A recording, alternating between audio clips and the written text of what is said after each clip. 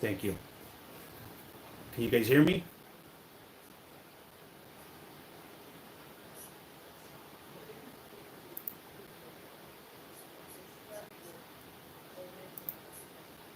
Thank you. We can hear you. Okay, cool. Thank you.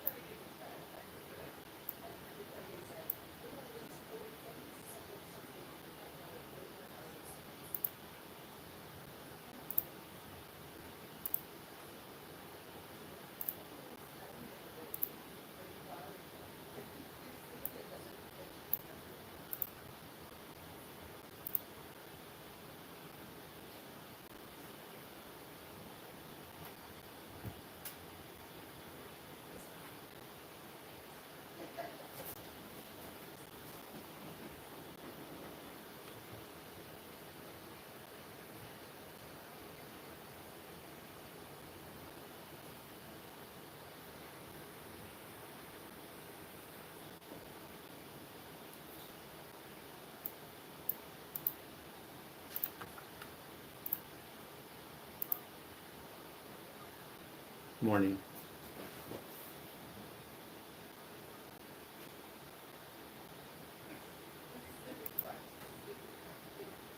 That's interesting. One of those offenders, but a woman.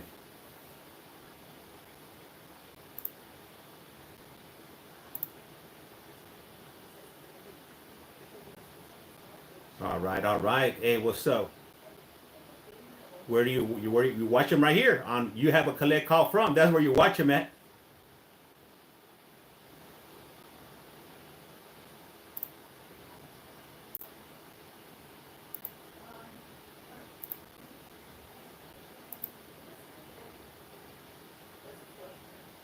Right here at collect call from. What a blossom.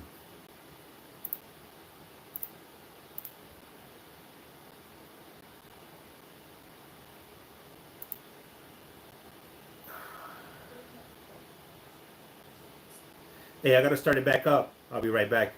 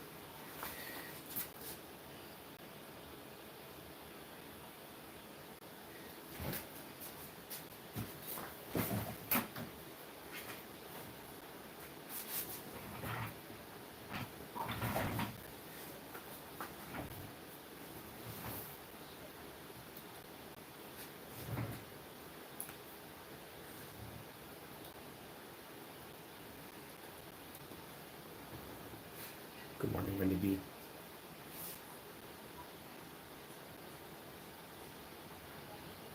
Damn.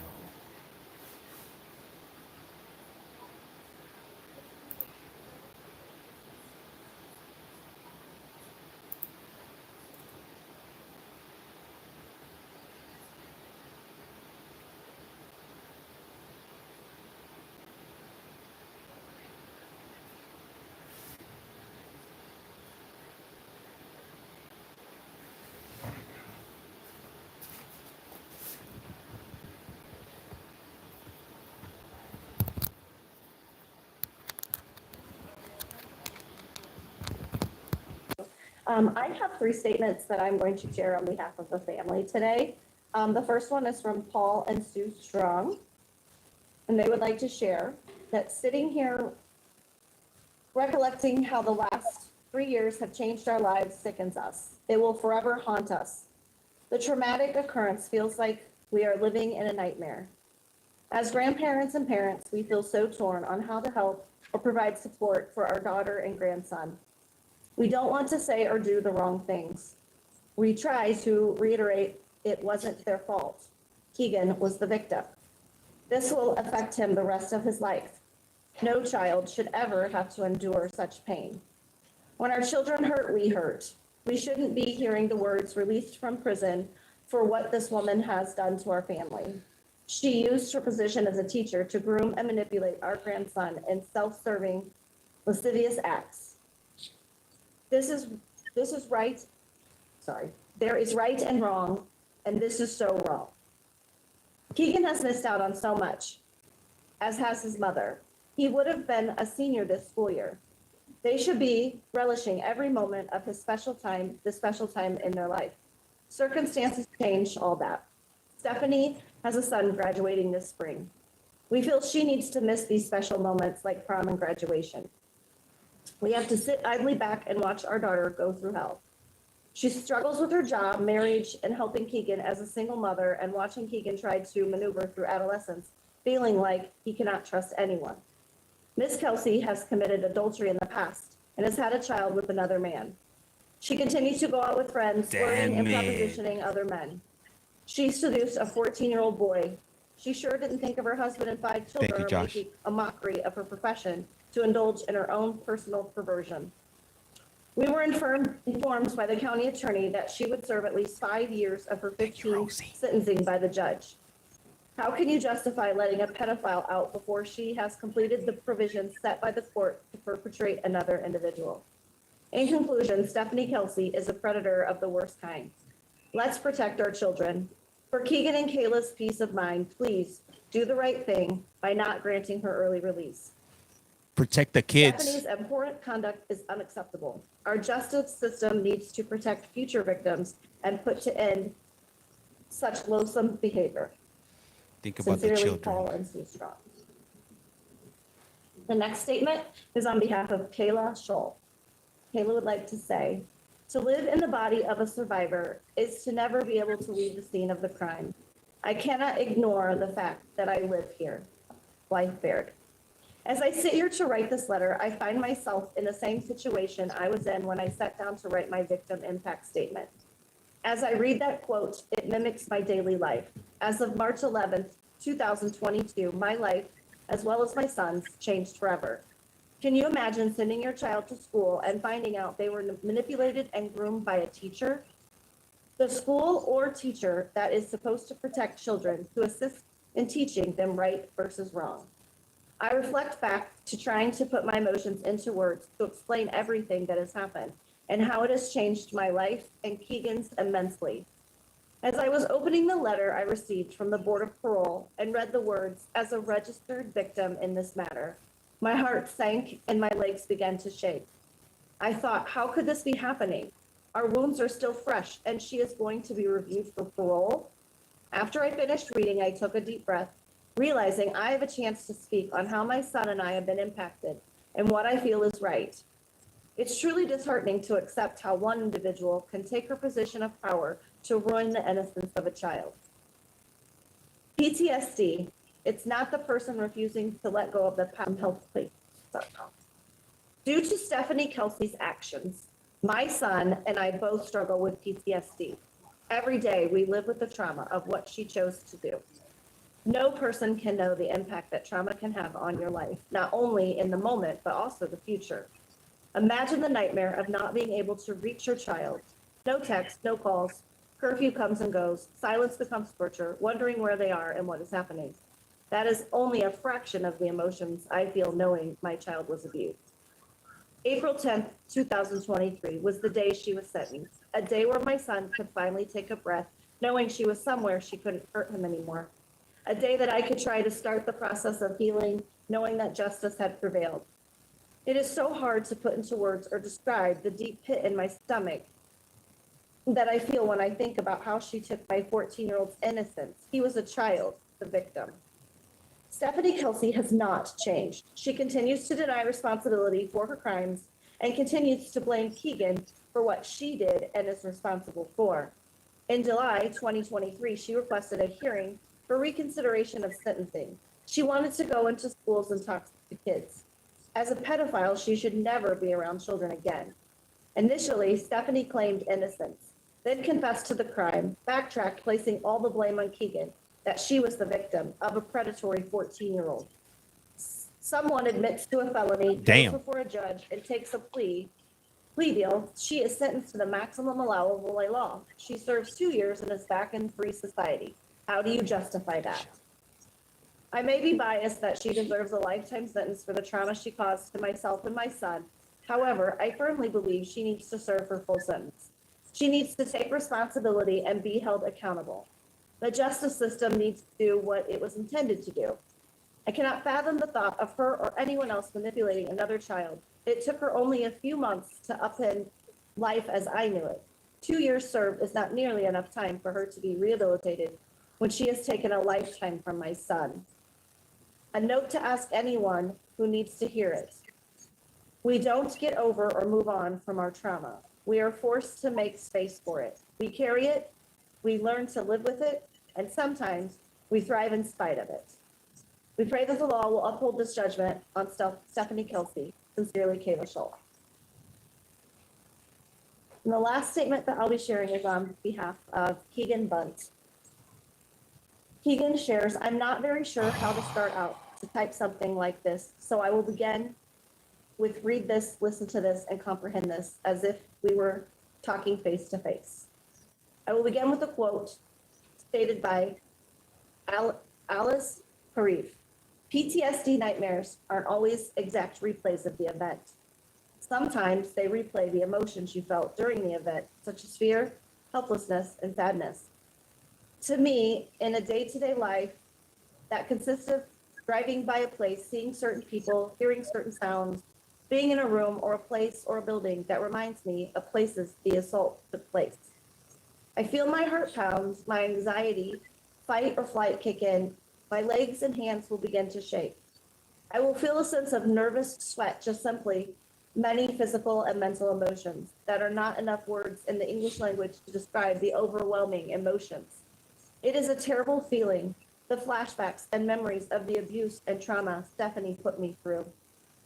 All the time, every day, 24/7, there is a large burden of trauma followed by a dark, horrible thoughts weighing on my mind of the abuse and simply everything I endured while being abused by Stefanie.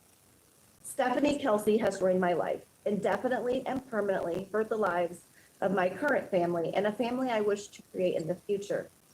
Stefanie has destroyed my whole belief and concept of love. She has taken away my high school experience, and there are so many other things I wished I could have done as a normal high school student I will never get back. She has destroyed my social life. I live every day without a single friend to call or talk to or be there for me for any reason.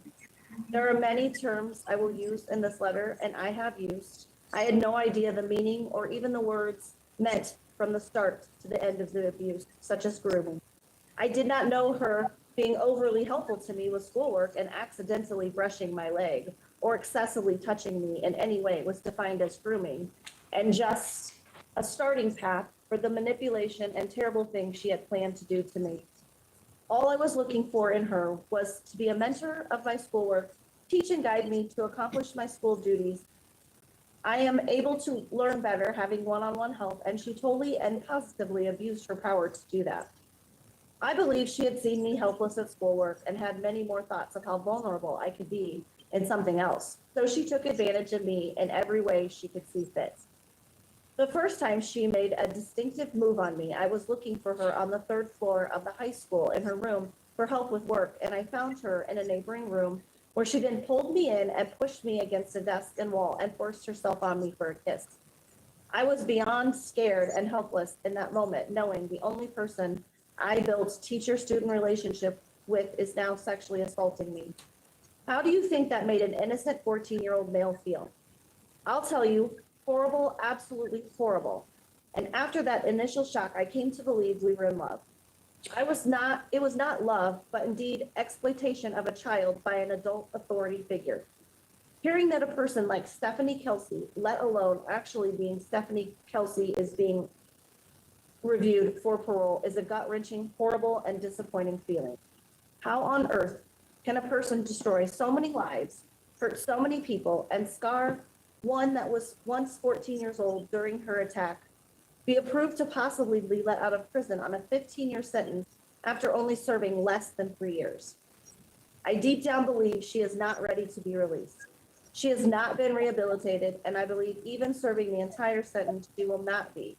It will be 100% better for her to be in till the end of her sentence, but you will never fix the way she destroyed my life. Never. I was so deeply abused, manipulated, and hurt by the things she put me through at such a young age. People like her do not deserve to be let out into an innocent and free society only after a short time of serving a sentence for such horrible things. After the little time she has been incarcerated, she has not even taken accountability for what she has done to me. She still believes she is the victim and the one that was manipulated in this situation when she was over 30 years old and her victim being myself, being 14 at the time. There is no way I can get over or forget what I went through because of her. Although time does help, I will never live my life or think the same way I did before she took advantage of me. People like her are disgusting and have a motive for how they attack people, and the way these people think will not get fixed in only a short time of imprisonment. I know for a fact I'm definitely not even close to being ready to accept the slightest thought of possibly seeing her in public. Just having to write this, to possibly prolong her time in prison, having to rethink about all the things she has done to me, has my mind slipping into darker places. I would hate to know what I would feel like to see her around in person. Just the thought is breaking me down. All I ask is that the person that makes the decision, if she stays locked away or gets released back to the innocent public, is that you fully understand the best you can my story and my horrible experience with this woman and where my words are coming from and how I mean them, and to please side with justice for myself and my family and keep her away from society and not give her another chance to hurt another individual the way she hurt me. I am scared, as we are all scared, of the possibility of her release. We have to live with some terrible suffering. The memory of that experience can linger for years. Some things in this life you bury just so you don't have to carry. Diggy Grace. Sincerely, Keegan Butt. Thank you. Poor Keegan. All right, so Ms. Kelsey, after hearing those victim statements, is there anything that you would like to tell the board? There's no excuse or justification for my actions. I'm guilty, fully guilty of abusing my power and trust as an educator, as an adult, and putting my victim in a situation he should have never been placed in, ever. I'm acknowledging and I take full responsibility for everything that fully happened. But I do know that through all of this, I am ready to take control of my future. I am, through what I've learned in prison, here with being rehabilitated, I do feel I can be a productive, law-abiding citizen. What do you guys think? Can she Right, be? I Can she want to be go into redeemed, some rehabilitated? questions about the treatment that you've done while you've been there. So it looks like you completed the Good Lives SOTP class, and then you've been participating in the aftercare since you completed that. Yes, And are you helping out as a mentor in that program as well? yes, yep. I help other SOs that are going through the program. We just help kind of bring each other's thoughts out, maybe think outside the box, uplift each other, and just kind of help go day to day. Can you tell us a little bit about what you've learned about your, cognitive distortions or your negative schemas that you were operating under during your crime? Yes, at the time I was definitely not using healthy boundaries, coping skills, reaching for help that was definitely needed. There was definitely other outlets that I could have went to. I should have obviously went for help. I should have obviously went to the administration at the time. You know, I have been in education for 10 years. I did know, you know, what I was supposed to be doing. So I am also disgusted in myself for the actions that I did. But being here, you know, now I've learned I can identify my red flags, my triggers. I have safeguards put up. Taking the Good Lives class has taught me healthy boundaries, what that looks like, what it looks like to go and ask for help. It's okay to ask for help if you're feeling some type of way. You know, go for a walk, all of that type of things. Stay on top of my medication, be in touch with my therapist. You know, just really honing in on making it a healthy life for myself, my family, and the community. What are the red flags and triggers that you're able to identify? Some of my red flags would be starting to be distant from my family and my children. If I started to, like, you know, come home late, not pay attention to what they're doing, I would sneak around on my phone, you know, not let my husband at the time see my phone, be more addicted to social media. I would say just being overly flirty was definitely a trigger. You know, I liked attention at the time. But now, again, like I said, I know how to defer that. You know, I don't need that attention. I know how to get attention in a healthy way now. So. Can you tell us about that? Oh, yes. Obviously, age is a factor. You know, my husband and I, we've been through therapy counseling sessions, and just discussing the fact of how if I need attention, the things I'm not getting, I need to vocalize it. I need to communicate that way. I'm not going to be perfect. I'm going to make mistakes, but nobody can help me if I don't open my mouth and say something. And then instead of just acting upon how I'm feeling is not healthy. So, you know, reading a book, taking a bath, going and being with my children, just, you know, focusing on what I still can do and what is in my realm of control is all I can do to release my red flags. And then you said that you had also learned some healthy boundaries for yourself, and you had started to talk about some of those, but can you give us some more examples? Yes, so healthy boundaries is definitely saying no. When I feel uncomfortable or in a place of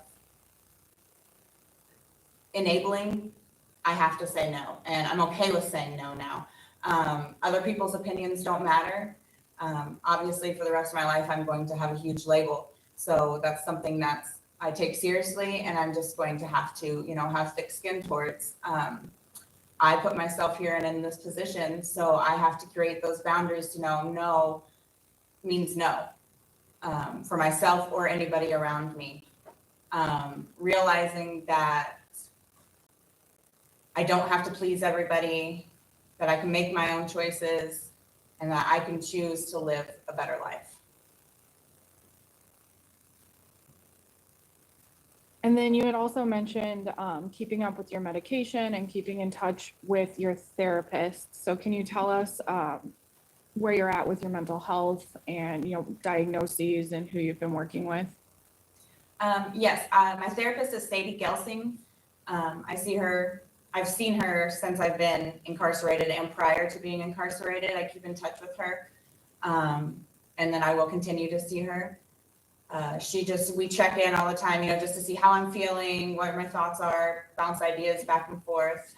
My medication I take for antidepressants, PTSD, bipolar, and sleep medication, obviously, and I think that's about it. Okay. When did you start taking those medications? I started taking the medications I'm on now. I got prescribed here, but I did start August of 2022 taking antidepressant medication. That school year. When were you diagnosed with bipolar disorder? when I went to the, so probably that was August, so December of 2022.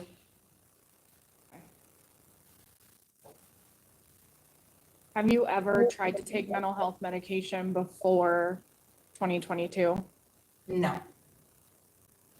What about counseling?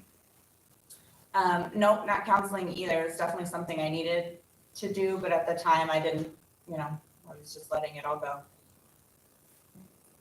And how do you feel about your medications now and like continuing to take them in the future? I feel they're very helpful. They keep me regulated. I can stay focused on what I need to do. It keeps me, happy, and so I'm not in a dark place. Seeing my therapist, I love therapy. I think it's a great outlet for anybody, whether you're depressed or not depressed, just having somebody that you can talk to and, when you're feeling any type of way, or just someone to share your little trials and tribulations with, or your wins. So I'm looking forward to continuing therapy. My children and I are also going to do family therapy. My children are also in therapy themselves. Each of them have had, their own issues with all of it. My spouse and I are going to do couples therapy. So we're going to just, any type of therapy, we're going to continue until we don't need it anymore, which will probably be never, but we'll just continue it. Okay, thank you. That was my next question. I think I do have more questions for you, but I'm going to give my colleagues a chance and probably circle back in the end. James, questions?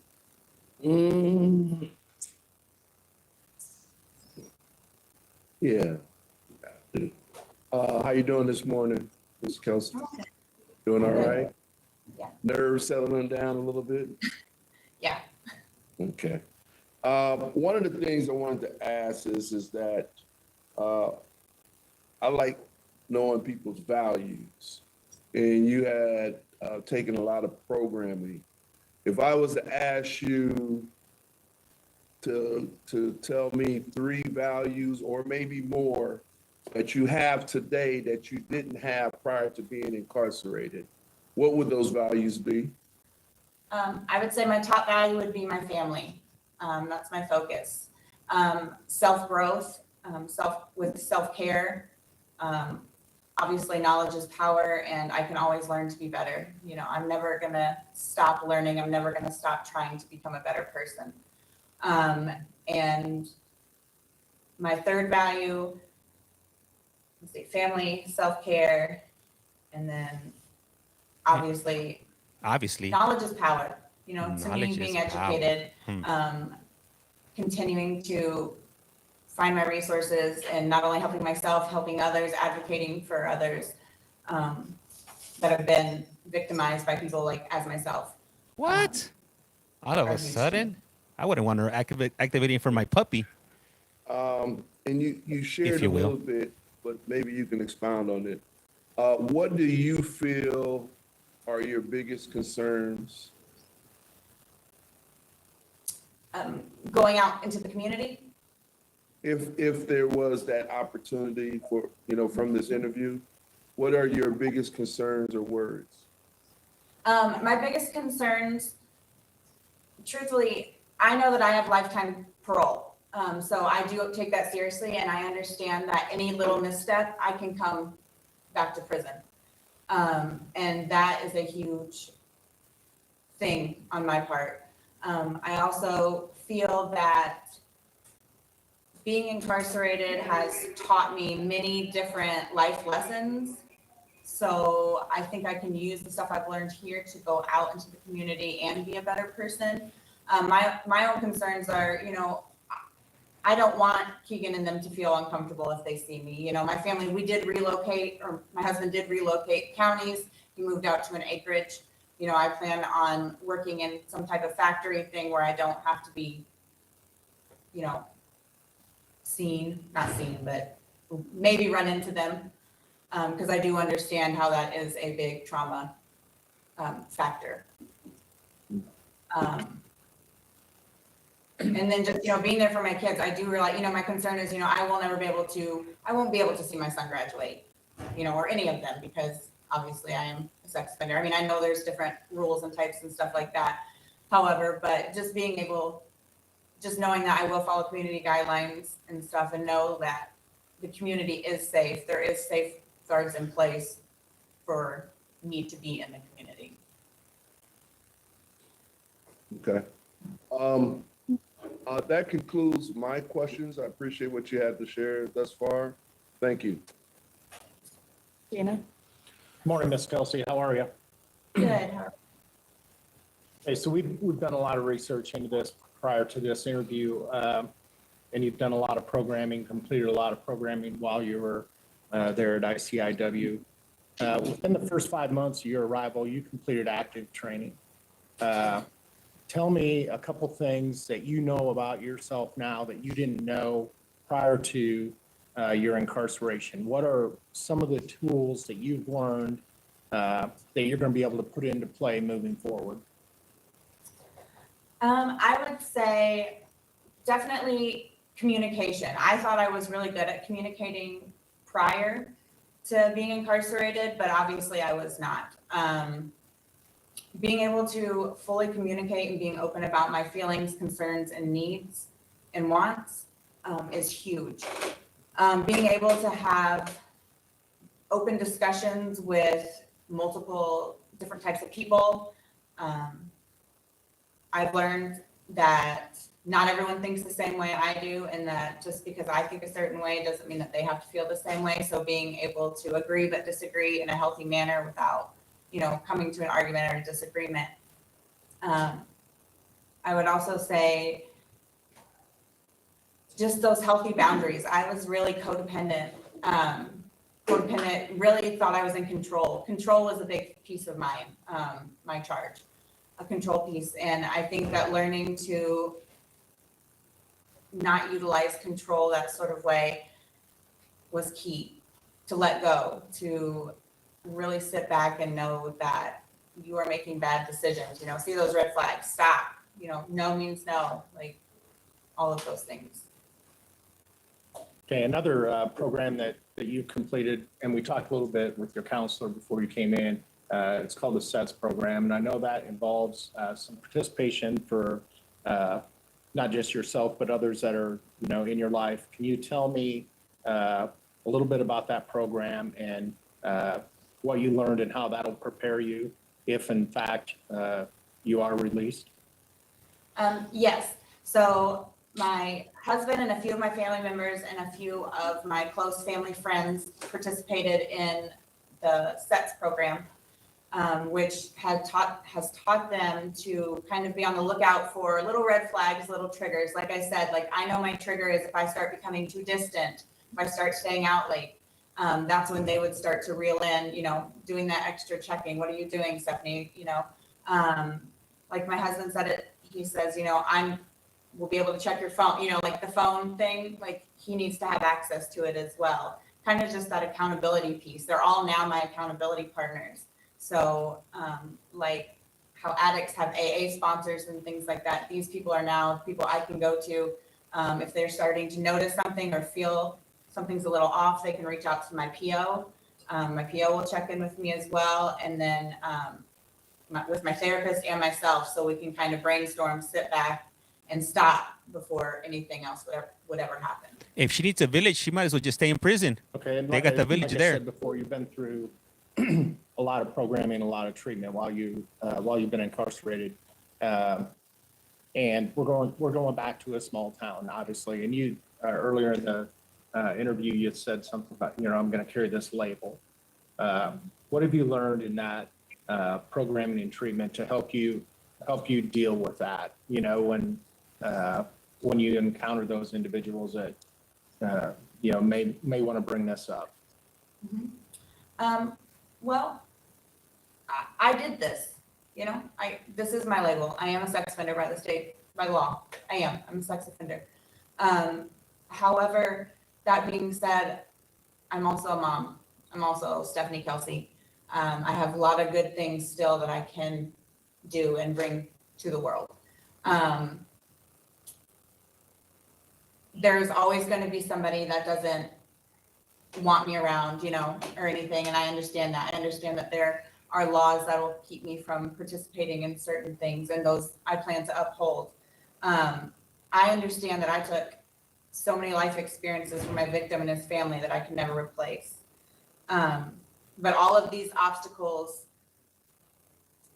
you know, when I first came to ICIW, I was full of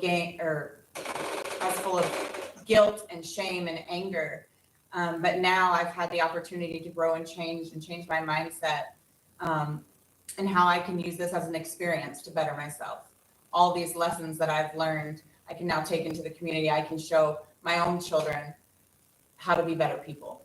We're gonna, you know, obviously this was a detrimental mistake, huge. One Mistake? that I will live with for the rest of my life. Decision. But Minimizing. I know that I would never offend again. I know that. And like I said, being on that lifetime parole also gives me just that thought of, you know, any misstep, any wrong thing could lead me back into prison for the rest of my life. You know, that's huge. And I just really think that that's where also that knowledge piece comes in with people, is being educated on what sex offenders are, you know. Thank you. No further questions. All right, thank you. Most of my other questions have been asked. So you have mentioned, so your husband and children have moved to an acreage. Are your children still going to the same school district, or did they switch schools? Just my oldest, he stayed, obviously, as you heard, he is a senior this year, so he did want to just stay in the school district. But my other 4 children, they switched school districts. So yeah, they're no longer in the district that we were in prior. And then it looks like your counselor that you talked about is in Sac City, but other services are elsewhere. How often do you think you're gonna need to be going into town and potentially running into your victim and his family members? I don't plan really ever to have to go into Sac City. My therapist can do Zoom meetings like this. So from the beginning, she said we could just do, you know, at home. So hopefully it'll just end up being like this. And truthfully, I have no reason to go to Sac County. I mean, no reason at all. I have enough people in my life, family members that could, you know, delegate or whatever. My jobs, any jobs that I'm looking for are in totally different counties. I don't want to put any more trauma on them or my family either. Okay. And you had mentioned some factory work is an option. Have you identified places that you plan to apply at? Yes, USG in Fort Dodge. They manufacture drywall. That's one that my PO said is a really good one, so that's where I'm gonna apply there. There's also like a Tyson's and a Seaboard type situation, so I'm willing to try anything. Obviously, it's going to be a huge career shift. Yes. Have you ever done anything like that or anything outside the realm of teaching? No, not really. I worked at a gas station once, but you know, I think I'm willing to try, you know, try anything new. How do you think that you're going to, I guess, be able to cope with that change as you transition out and do something, you know, completely different? Truthfully, I'm excited for it. While I was here, I had to, you know, sign over not my rights, but sign over my teaching license. You know, that I understood that I'm no longer allowed to teach in the state of Iowa, which was really hard. It was kind of a grief because, you know, I did work really hard to become an educator, and I love education. However, this isn't the end. I have really good people skills. I have other skills that I can utilize in factory work or scheduling, you know, that type of thing. I can think outside the box. I'm really good at conflict resolution, surprisingly. So I just feel like it might not look exactly how I want it, but there's pieces of it that can still be great. And then, have you had many conversations yet with the person who's going to be your PO? Yes, my husband has actually went and met with her. She has come to the house. He sat down, met with her. He met with the psychologist of the district as well. And they kind of walked him through what they do for reentry, how it looks once I get home, kind of helped him set up an area for me in the home, just because coming from being incarcerated and being by myself for so long to now coming right back home to 5 wonderful children and a husband and dogs and animals and everything, you know, might become overwhelming. So he's just been working with my PO and the psychologist on how to himself incorporate me back into the family life and how we're going to have to work through that. Thank you. James or Dana, any follow-up questions? I don't. Okay, so now, Ms. Kelsey, is the time for you. If there's anything else that you'd like for us to know or anything that you might have prepared for us today, now's your time. I just really want to reiterate, I do take full responsibility. I did this. I understood that I did this to KB, and I am wholeheartedly sorry. I know his family does not have to forgive me. I understand that, and I understand that they will always live with this, as I will. But if I'm given this chance, I will prove that I can do right. I can follow the rules. I can be a law-abiding citizen. Again, I have lifetime parole, lifetime. And I take that seriously. I may not have a life sentence, but I do have lifetime supervision. So I will always, you know, and I feel that that could kind of a safeguard for the community aspect, just so they can reiterate that, is I do have lifetime supervision. So any little misstep would lead me back here. And just the fact that my family and support system have taken these classes and everything, they really want to hold me accountable and help me to become better. And I just really would like a chance to try again. Thank you. Appreciate that. So like I said, we're going to go into our deliberation now. So we'll have you sit back and listen. Just so you know, this interview is only a piece of what we look into when we're making a release decision. As I mentioned earlier, we also can see a number of other documents. We can see your treatment history. We can see some of those sets, workbooks that your family did. We can see, any programming that you've done inside. We can see any disciplinary notices or lack thereof. We can see any correspondence received. We can see your criminal history. So if you hear us talk about things that we didn't discuss in the interview, just know that we do have access to those and review them as part of this process. So we'll have you sit back, listen, and we'll let you know what our decision is. Dana or James, what are your thoughts on the recommendation of parole for Ms. Kelsey? Or I can start first. It's okay.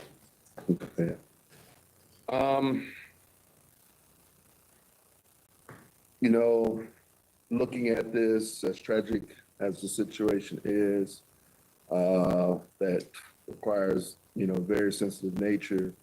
The thing that impresses me is the programming that I've listened to and saw in terms of doing our research and information and insight. The work that Ms. Kelsey has done. She's appeared to have been very engaged. The interview, I thought she did well. She talked about her vulnerabilities in terms of, not being the best with communicating and being better. She talked about her cognitive distortions. I felt she was being very transparent. I didn't get the sense that she was, not being forthcoming. She appears to be very humble from the situation and recognize what she did was absolutely wrong. The thing that I liked hearing was how she was engaged by sharing how she has a plan and a plan in place. And the therapy that her and her husband and family has been able to work at thus far, but still looking to have that work that will help her to better suit herself. She talked about conflict resolution and being part of the reentry program. When we're looking at the process of evaluating people, hearing candidates talk about the reentry program and what steps that they are looking at to do to continue to better themselves is always a bonus. And then looking at this will be a lifetime parole, where she will be engaged with some supervision that will be monitoring her whereabouts and all her interactions for a lifetime. So with all those things, I'm sure you all have some others that you can share that I definitely will be open to. I'm in agreement with DOC's recommendation for a release. With that recommendation, an SSGD6, I believe, with a 20A, a 20B, a 30A, a 40A with SOTP aftercare, mental health, medication compliance, and then I would also look at the GPS as a possibility being there, small town, and just continuing to monitor movements, and then the 50A just as a step. All right, Dana, what are your thoughts?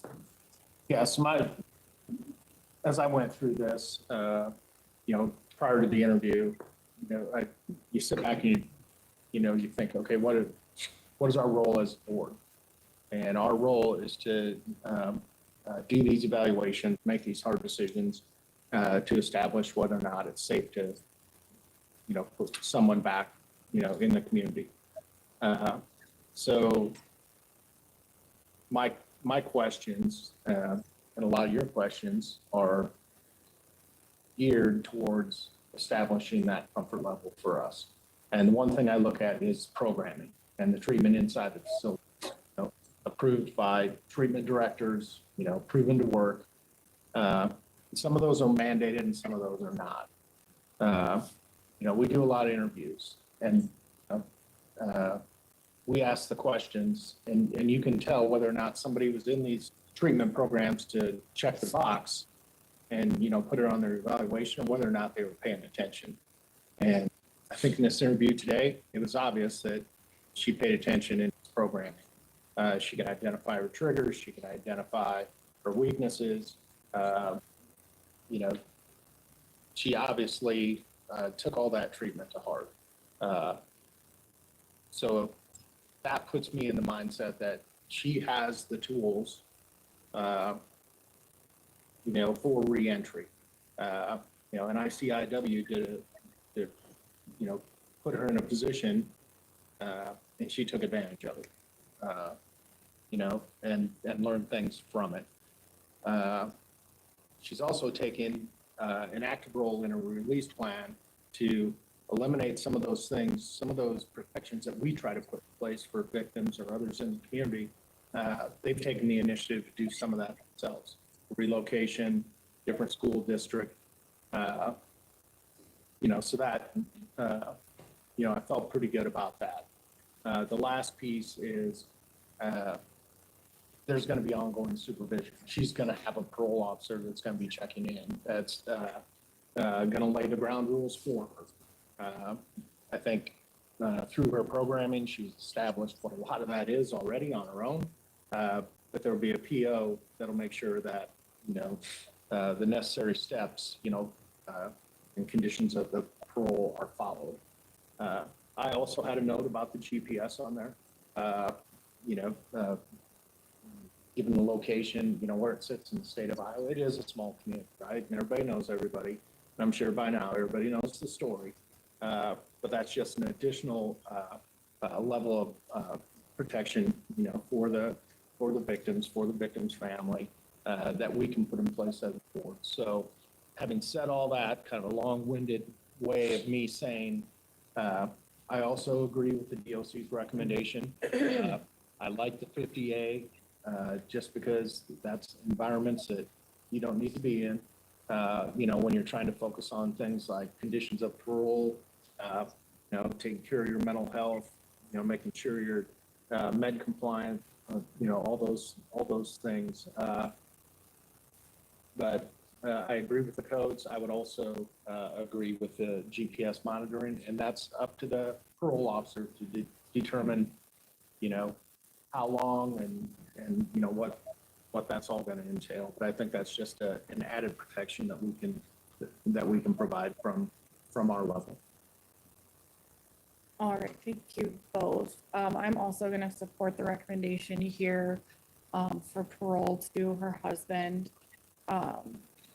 Reiterate that she's completed the SOTP programming and continued on to do that aftercare and that mentoring program, which just continues to reinforce the lessons that she's learned there. As a female sex offender, when she leaves, there's not going to be the same kind of structured aftercare programs like we have for male sex offenders.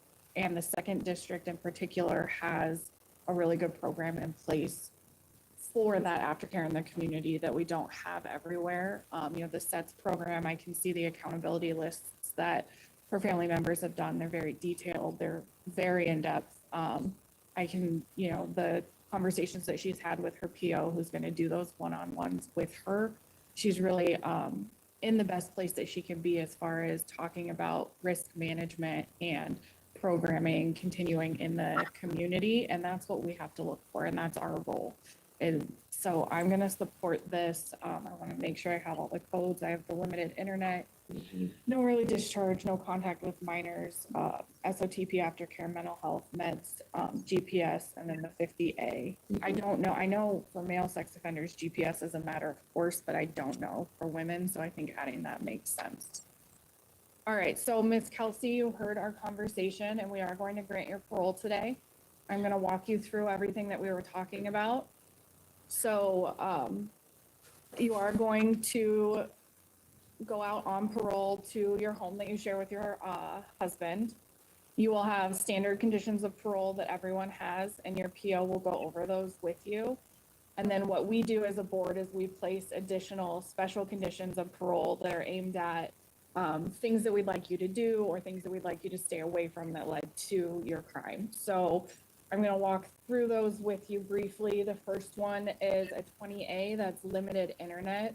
So you'll start out with limitations on what you're able to access. You'll still be able to search for jobs, but there will be limitations on, websites that you can go to. There'll be cell phone monitoring, things like that. And your PO will go over that with you. The 20B is no early discharge. So like you talked about, you will be on lifetime special sentence. So you'll stay on this parole status until your discharge date of 2027, and then that's when you'll begin your lifetime special sentence. And the conditions will all remain the same, but it's just a status change, essentially. The 30A is no contact with minors unless it's approved by your PO. And your PO will go over with you what's required to have that contact. And your home with your children has been approved by the district, so that's not going to prevent that placement. The 40A, those are treatment codes or things that we'd like you to engage in the community. So the first one, the SOTP aftercare, and you'll talk with your PO about what exactly that looks like. Continue to address your mental health. It sounds like you have a good plan for counseling for yourself and for your family. Continue to take your medications. It doesn't mean that you're stuck with these specific ones, but it does mean if you want to make any changes that you need to work with a doctor instead of doing it on your own. And then we are going to ask that you start with GPS monitoring, and your PO will work with you for how long and when that's removed. And then the final one is you are going to begin with a alcohol restriction. That's the 50A. So it'll be no no drinking, and then no being places where alcohol is the primary activity. So no liquor stores, no bars that don't sell food. Okay. Do you have any questions for me about what any of those codes mean? No, but thank you. Thank you very much. Well, thank you for your time today. Get out there and do all the things that you say you're gonna do. I will. Good luck, Ms. Kelsey. Thank you. Thank you. We are just gonna take a quick 5-minute bathroom break before we go into our next one, and then we'll be right back.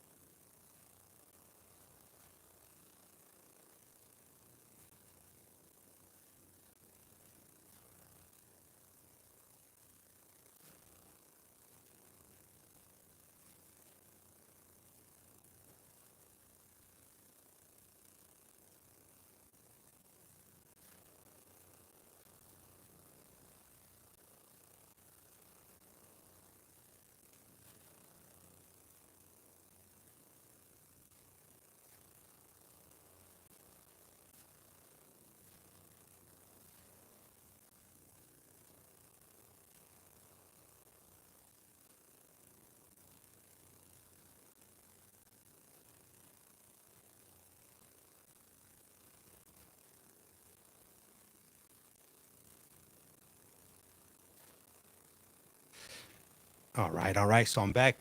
I'm back, guys. So I know some of you guys were asking me what was happening with TikTok and whatnot, and pretty much what's happening is my account is being restricted, heavily restricted, if you will. So today I tried to jump on both accounts. On the smaller account, they ended up restricting it twice. Then I decided not to go back on, and then on the bigger account, I went on, and then they ended up taking my live access. So I lost live access on one account, and the other one, I don't know. I'm gonna check it out later on to check if if they didn't drop one, flush one.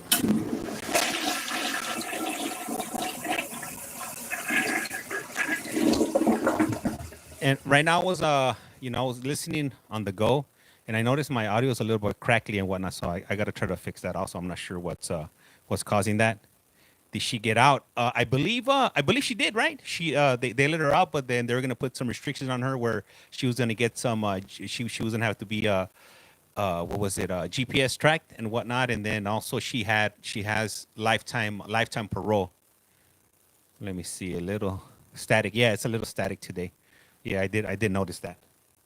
But when I get a moment right now, when they start back up, I'll go ahead and double check it to try to check if I could figure it out. It's just, if you guys would see the setup I got over here, I'm pretty sure a lot of you guys wouldn't know what was going on with all these wires that I got, because I run multiple streams, which requires me to have multiple devices and multiple cables over here. So it's not as easy as it sounds, if you will. Wait, what's up, Jerome? All right, looks like they're coming back. I think we're ready to roll. All right.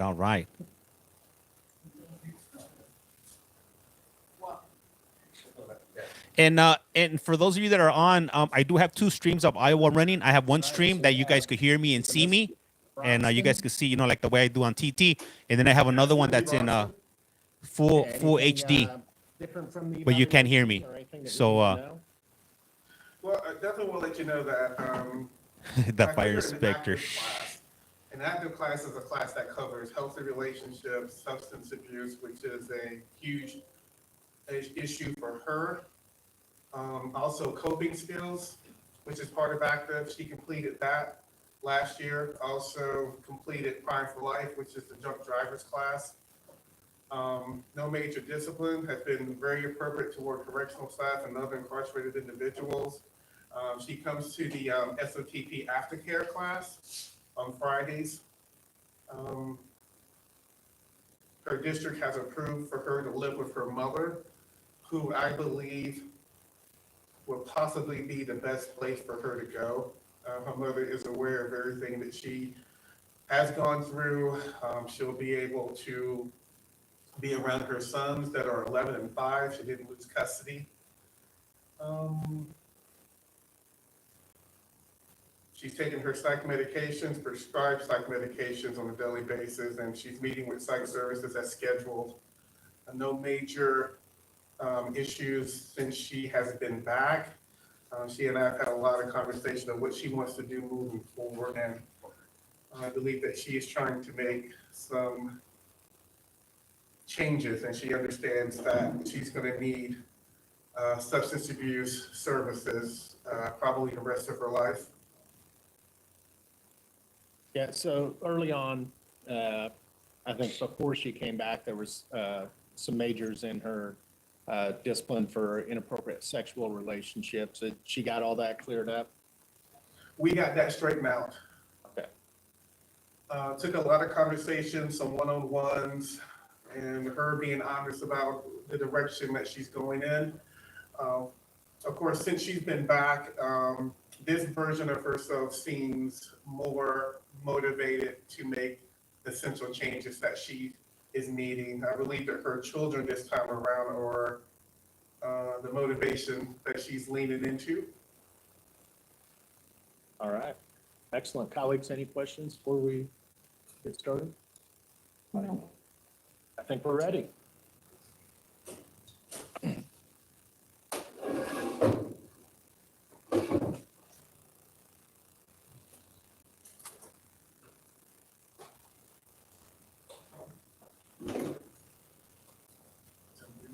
Lindsay Robston, 6777156. All right. Good morning, Ms. Robson. My name is Dana Wingert, and with me today are Meredith Lamberti and James Moses, and we'll make up the 3-member Board of Parole panel that will be conducting your interview today. Before we get started, there's some things I want to go over. First of all, it's important for you to know that this Zoom interview is considered a public forum. So what that means is that members of the public or the media are able to listen to the interview, but they are not able to participate in the interview. During this interview, we'll talk about personal and confidential information like your medical history, mental health history, substance abuse history, disciplinary history, and other confidential information. Do you understand that we might talk about some of those things today? Yes. And do you wish to proceed with the interview? Yes. Okay. Before we decide to have this interview with you, the board reviewed information from your counselor. We were also able to see a lot of other information, things like your criminal history, documents from your criminal cases, your behavior in prison, and the treatment classes that you've completed while incarcerated. This interview is only a small part of our investigation and decision on whether or not to grant your release. Do you understand that? Yes. Okay, so what's going to happen is that each of the three of us might have some questions for you. And we'll start with our question first. Once we've finished asking our questions, we'll give you an opportunity to tell us anything that you'd like us to know that maybe weren't covered during those questions. Once you've had a chance to make that statement, the three of us are going to go into what we call deliberation, which is our discussion about what our decision is going to be today. We'll do that here in this room on the Zoom, so you'll be able to hear that conversation, as we deliberate. And when that's done, then we'll come back to you, present you with our findings, and that will conclude the interview. Does that all make sense? Yes. Okay, so you don't have to memorize the order of events. We'll just kind of walk through it step by step, okay? All right. So why don't we start with, give me a detailed description of the crime, what landed you in prison, and why we're here today.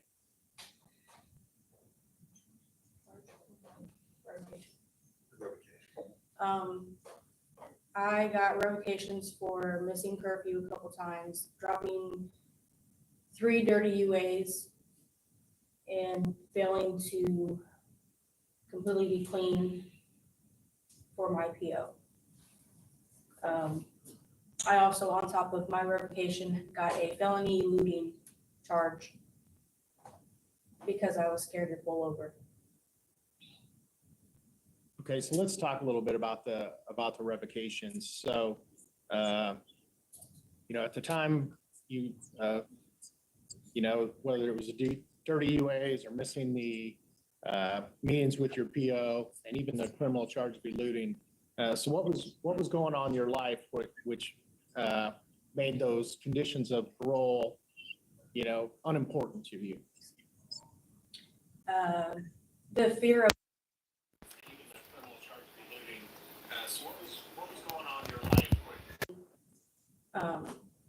that he had 7 months to live. And I was scared to, sorry. It's okay, take your time. I was scared to lose him and feel all of that. On top of my abusive youngest son's father getting out of prison, that also played a factor. And I didn't communicate with my PO like I normally do, or anybody else, on what my thoughts or how I was feeling, like I normally did, because I went 10 years clean. I was successful at that, and then relapsed, and then was a year and 4 months clean, and relapsed again. Okay, so if I'm hearing you right, dealing with a lot of things in your personal life, and the substance abuse was how you were coping.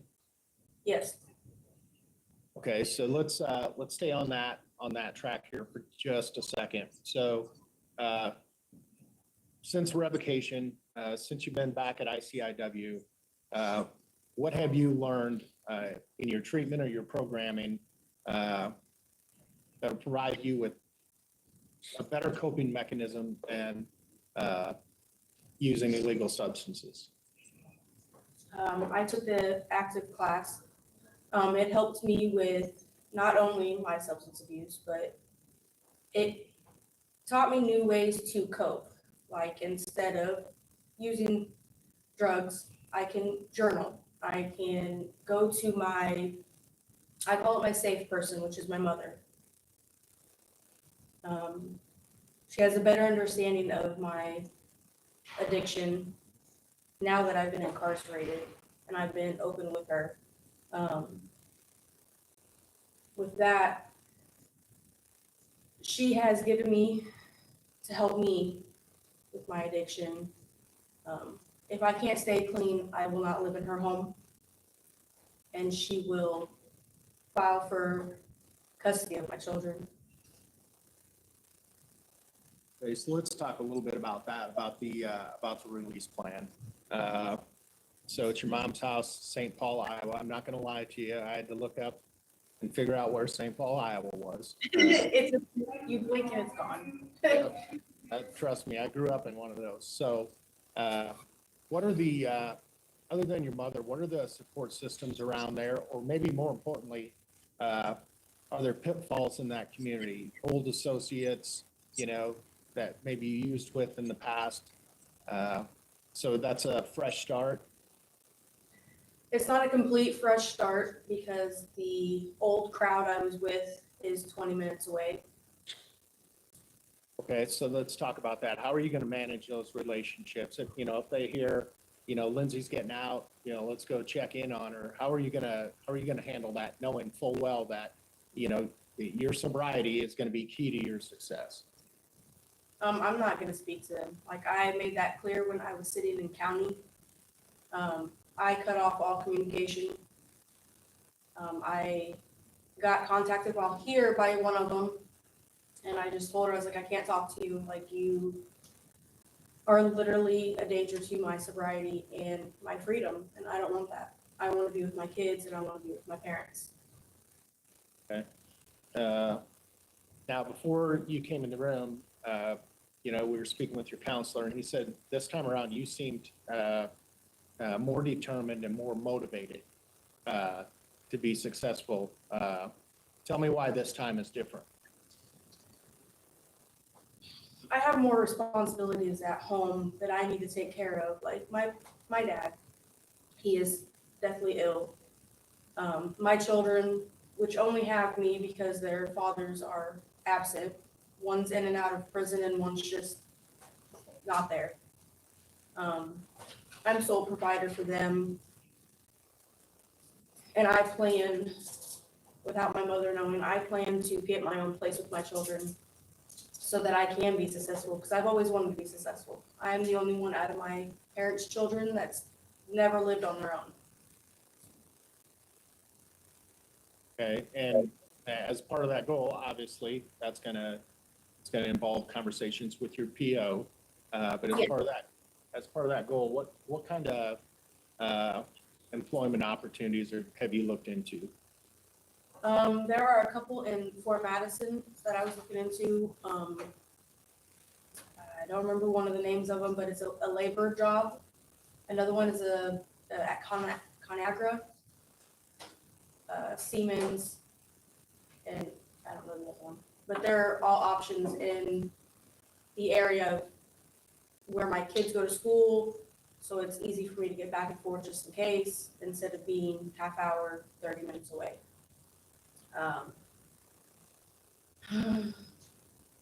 I've even looked into being able to get my job back at Casey's, because I was employed there at one point in time and I enjoyed it, so I looked into that too. But something that's better for financially for me would be one of the factory jobs. Okay. All right. I'm going to turn over to my colleagues here and see if they have some follow-up questions for you, okay? Okay. Who wants to go first? I think all the questions I was planning to ask, she's answered about her substance abuse, so I don't have any additional questions. Okay. James? Thanks. How you doing, Ms. Bropstone? Good. Good. One of the things I wanted to ask, I heard when you were talking to my colleague, I don't know if you spoke it clear, but you said that you had a, did you say that, did I hear you say that you had a good relationship with your PO? Yes. Okay. What went wrong with your PO? I stopped communicating, which was my fault by every means. When I relapsed the last time, he had already told me, you know, I will issue a warrant if I have to, because now I'm 100, almost 160 pounds. But the last time he seen me, I was pushing 70, 80 pounds. And he even told me, he's like, I just want to save your life. Because at that point, I was deteriorating. I wasn't eating, I wasn't sleeping, I wasn't nothing. Because unable to eat or sleep, I would have to be in the household where drugs are prevented and my children reside. So trying to sleep in a car is very tough. So I wasn't sleeping and I wasn't eating. What made you not receptive to treatment, knowing that you were going through those personal issues? I re-enrolled because I was in outpatient ads in Mount Pleasant for a year. I graduated and relapsed 4 months later, but I had re-enrolled when I relapsed. And my instructor,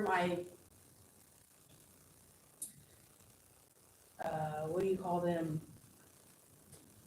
Well, it's my instructor, but she's also now my sponsor, recommended inpatient. And when we tried to do inpatient, I was denied. And that was when my PO issued the warrant for my arrest.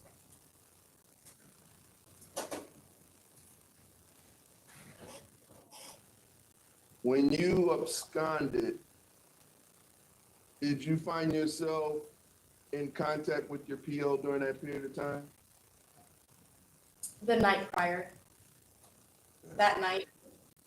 Just Before that. he, I'm sorry, you go ahead. My bad. when he clocked out for the day was pretty much the last time I spoke to him, which was about 4:30, 5 o'clock. And I was angry at him and I said some hurtful things to him. Is there anything that you want to share today?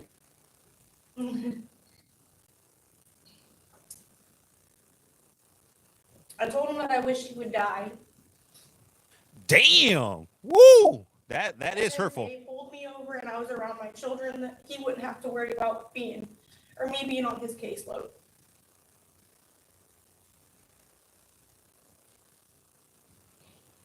I know it's hurtful, but I appreciate you sharing that, because that is personally part of the cleanse and the continual cleansing and growth that is needed. And so you being able to share that, I appreciate it.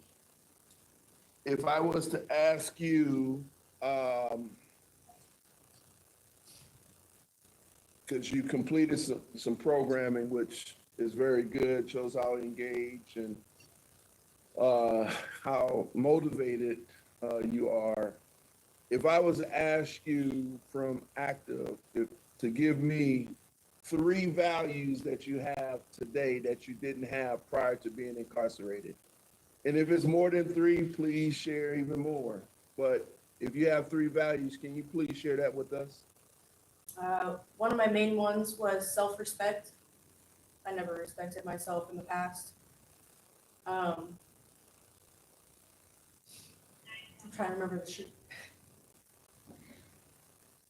I had determination,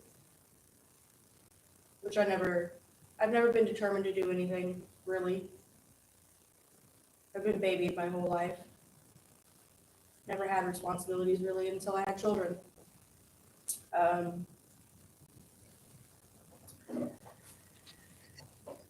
There's another word for responsibilities that I used when I was inactive.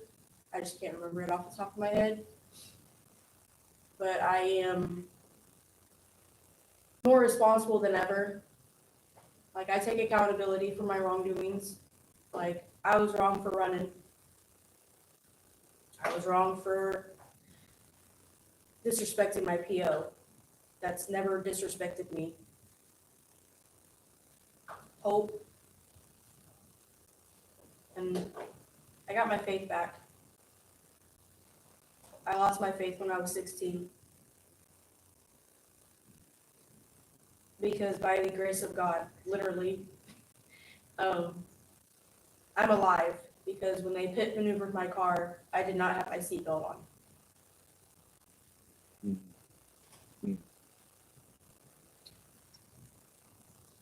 You had mentioned also, and I'll say this in closing, you mentioned this also, journaling. Did I hear you say that right? Yes. Okay. What are things that you journal? My journaling is more like writing letters to people. Like, I wrote one to my PO. It was maybe like 6-page long. And I felt like I was repeating myself, but it felt good to get it out. He had only been my PO for a couple years prior to being incarcerated. But he helped me through a lot mentally. Like, our PO, our meetings that we had, yes, we talked about my probation, parole, but we also talked about personal things. And I write my kids, so it's just like what I think and how I feel, I just write it out.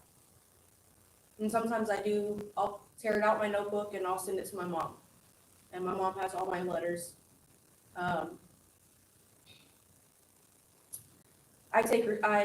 In one of my journaling, I took responsibility for taking my parents for granted. And I don't plan to keep doing that. I plan to financially help them and make everything stable again. Are you a daily, every other day, or weekly journaler? Every other day. Every other day? That concludes my questions. I appreciate what you've been able to share thus far. Thank you. Any follow-up? No. I just have one more. So as part of our review here, we looked at some of your mental health records as well. And I see you're on some medications. Are those medications, in your opinion, are they helpful? As of right now, yes. But in the past, I've had to switch up medications because it would stop working. And I'd be at the highest dose of that medication. So if you find that sweet spot, if you will, where it's helpful to take those medications, is that something that you plan on continuing if you're released into the community? Yes, I would actually. I want that to be in my requirements in my parole plan. Like a court order type thing. That I would have to take my meds. Okay, well, I know 3 people that might be able to help you out with that. I feel like your mental health and your sobriety are going to be the 2 keys for you to be successful. I mean, that's just kind of what I'm getting from what we reviewed, and your responses in this interview. Is that safe to say? Yes, very much so. Because when I'm unmedicated, I self-medicate. And I don't want to do that anymore. Like, that's not my life. All right, excellent. So now that concludes our questions. Anything that you'd like to say to us that maybe we haven't talked about, anything you want us to know, or something perhaps that you've prepared, the floor is yours. Well, one thing we didn't talk about was doing the treatment. I plan to, when I get out, get on my feet a little bit, re-enroll into the outpatient ads again, but in a different location, because I don't want to go back to Mount Pleasant. And I do have appointments set up with mental health for when I get out. I'm going Excellent. back to I'm going back to Optimate, which was very helpful.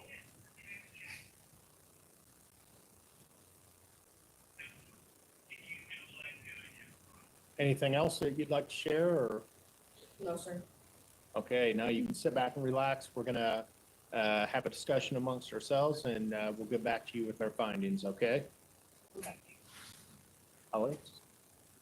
Sure, I can go first. I'm gonna go ahead and support this release. I thought that this was a really good interview. I can see, what her counselor is talking about, how, she's really got that motivation there and that dedication this time. And, she has been able to maintain her sobriety in the past, and she knows how to do it. And, I really appreciated, especially when she was talking about her relationship with her PO, and when you asked, what went wrong, and she said, I stopped communicating. It sounds like that. That acceptance and that responsibility is really important.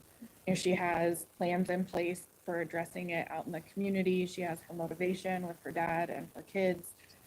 She has places that she could go to look for employment. So I think that she's in a really good place that she can transition out and be successful. So we have both the eluding and the special sentence revocation. So we're going to need eventually the two separate orders. So we'll start with the parole order for the eluding, because that's what would trigger the special sentence to be put back in place. So I'd be looking at this parole to mom's house. And then as far as coding specific to the eluding, I'd be looking at the 40A, substance abuse, mental health, medications, and then a 50A. And then when we do the special sentence one down the road, then we'll put the associated codes on with that. Okay, that's helpful. All right. Like my colleague mentioned, I was very impressed with the interview. I like the transparency that was shared. I like the selflessness that was also too shared with some humility from just knowing and recognizing what she didn't do that she could have done that's better, but letting us know how vulnerable and what stage of life that she was in when she was at pretty much one of her worst, after relapse and stuff, but recognizing the relationship that she initially valued, but it got lost in the mix with the PO. It was nice to hear her speak about that and letting us know that she still needs that continued growth, but needing to still cleanse. So with all those things being said, and I can say others, but I'm going to go ahead and agree with what my colleague just stated. So for the codes for now, I'm in agreement too with DOC's recommendation. So for just the parole for the violation of the revocation, we'll look at the PG D3, the 40A with substance abuse, mental health, and medication compliance, and then the 50A with prohibition. Right. I agree with everything that's been said. Go to St. Paul, Iowa. We have mom as a support system. At least she doesn't discount that PO as the additional support system. I think she had an epiphany there, on the value of having a PO and leaning on them when you need to. Some of the safeguards, she talked about them in the community, continuing with her mental health, staying on medications, and then some outpatients. So those safeguards are there. And then the ultimate motivation for this whole thing is the kids and the parents, being a positive role model, being there for them, being there for, for her mom and her dad. So I think everything's in place. And now it's going to be up to her to execute this plan. Mm-hmm. But I'm also in agreement with the same codes mentioned, and there are no other comments. Go back to Ms. Bronson. Good. All right, Lindsay, you were able to hear our conversation. I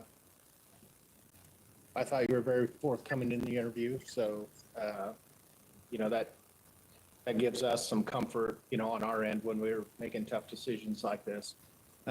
We are going to grant your release to your mom's house today. And you heard us talk about some codes, and one of them you kind of touched on earlier before we went into deliberations. So the 40A, so these are all in addition to your normal standards, you know, Yeah. conditions of parole. And you understand that at this point. But the 40A, that's to continue with the mental health side of things, the evaluation, and make sure you stay on track there. And with that, the medication compliance. You know, because, you know, you said it yourself, if you don't stay in that sweet spot there, then you try to self-medicate, you know, and we know how that ends up. Also, there's a substance abuse evaluation as part of that, you know, we're all adults here, we know the history, we know your sobriety is gonna be an important piece of that, of your success. Also, there's a code 50A, and that's an alcohol prohibition. So what that means is we don't want you drinking. We don't want you in those places where alcohol is the primary source of income. So, you know, bars that don't serve food, you don't need to be in there. That's just an environment that, you know, that can, you know, potentially be toxic. And also no liquor stores. So essentially what our codes have done is reinforce the safeguards that you had already put in place and the things that you know are important. So that's what we came up with today. We wish you the best of luck. Do you have any questions for us? I don't. Okay, go out there and execute the plan. Thank you. Good luck to you. Hey, what up? How is everybody doing today? All right, so I went ahead and Thank you very much. I went ahead Have and a put good up. day. Hey, you too, my son. I went ahead and put up the TT account, and I know people always come in, but James, how come you're not showing the video? How come I can't see nothing? I love to see the people. Think I don't want to show you the people? Coming and asking those type of questions. There it is. Hopefully, anyone that comes in here and they start asking questions, just point them over here to the red restriction screen, if you will. Hey, what's up? How's it going? Little OG King. And today we're in Iowa, if you will.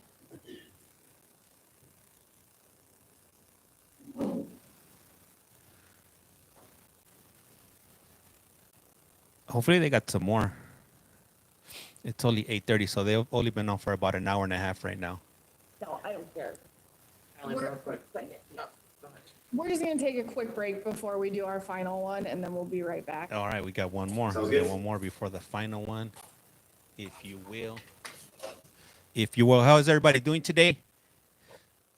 If you guys don't mind sharing.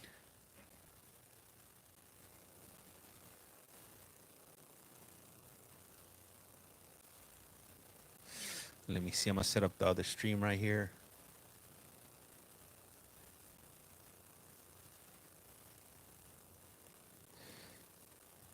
Where's your? I don't know. I don't know yet. I'm still waiting right now. I don't like to ask because then I might get yelled at.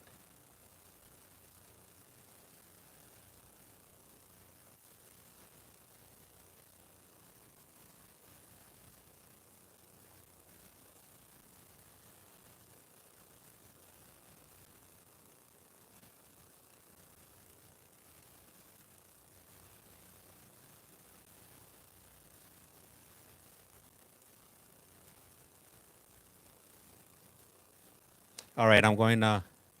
There's no sound. What the what? Hold up.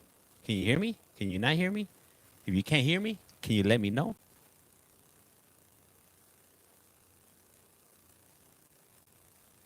Can you guys hear me? Hello, hello. I hear you. Okay, okay. Gracias. All right, all right. So, all right. Thank you guys for confirming that you guys could hear me. All right, the microphone is on. And today we're in Iowa, if you will. Let me see. They're gonna see me on that parole board. These eggs and grocery prices don't go down. Shell, that's right, Shell. What's with the screen all about? You see what I mean? Oh yeah, yeah. Are you what, if you will?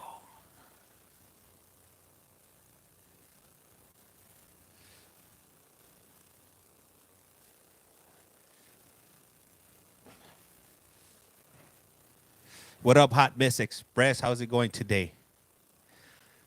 The judge did it, laughing out loud. The screen's about live access. Oh, yes, it is. Hey, what's up? How's it going? Steph, thank you. Highly appreciate that. Good morning. Hey, what's up, Mondo? How's it going? You're back. And the teacher, hey, the teacher, she got paroled. Yeah, she got paroled. Surprisingly, they let her out. But she does have they put her on GPS, and she has to, and she is on lifetime parole. So if she violates, she could possibly go back to prison for the rest of her life, if you will. Yeah, they let her out. So right now we're waiting for the last one to start up. Just to give you guys a heads up, if you guys want to see, because I know, I mean, I like to see too. And trust me, I don't like to run these like this, but I have two choices, okay? I could either run them like this, I could not run them, and that's it. I mean, those are the only two choices I got right now, the way they're restricting my account. But if you guys do want to watch, if you guys do want to see the visuals, and I'm not talking to you guys over here on YT, I'm talking to you guys over here on TT. If you guys want to watch, you guys are more than welcome to jump over to the other platform. That platform, they don't restrict my account, and you guys could see everything. You guys could hear me and see me depending on what stream you guys jump on. I do have 4 streams going on right now. I got Iowa, I got Kentucky, I got Maricopa, and I got Dade County, if you will. So if you want to see, it's as simple as that. You just got to jump over to another platform. If not, then this is all you're gonna get right here. You're just gonna get me and in this background right here. You're gonna get the green screen effect, if you will. Let me see. Thank you for the update on the teachers. Crazy. Yup. So pretty much when I came on early in the morning, as soon as I got on, boom, they restricted my account. I shut it down. I went back up. They restricted my account again. And then... Hello. Okay, looks like they're back. All right. You sitting there for Susan? I am, yes. All right. So from what she submitted already, is there any updates or any additional information that we need to be cognizant of? So she told me there was no updates from it. You can hear the hearings. That is correct. The parole plan here, so I looked that over. And then Ms. Park came up with this BOP classification preparation form in, I believe it was life skills. So thank you. Highly appreciate that. If there's any questions you had that might be on this paper I could answer for you. If you, like I said, if you wanna see it, I don't have any questions. Maybe my colleagues, do you have any questions? jump over to the other streaming platform. If you guys want to see, We can probably ask her about Jump it over since here. She created it. I don't think I have any questions. Right. Well, with that being said, you can bring her in. all right, here comes the last one. Hey, Steph, thank you for coming over. Appreciate that.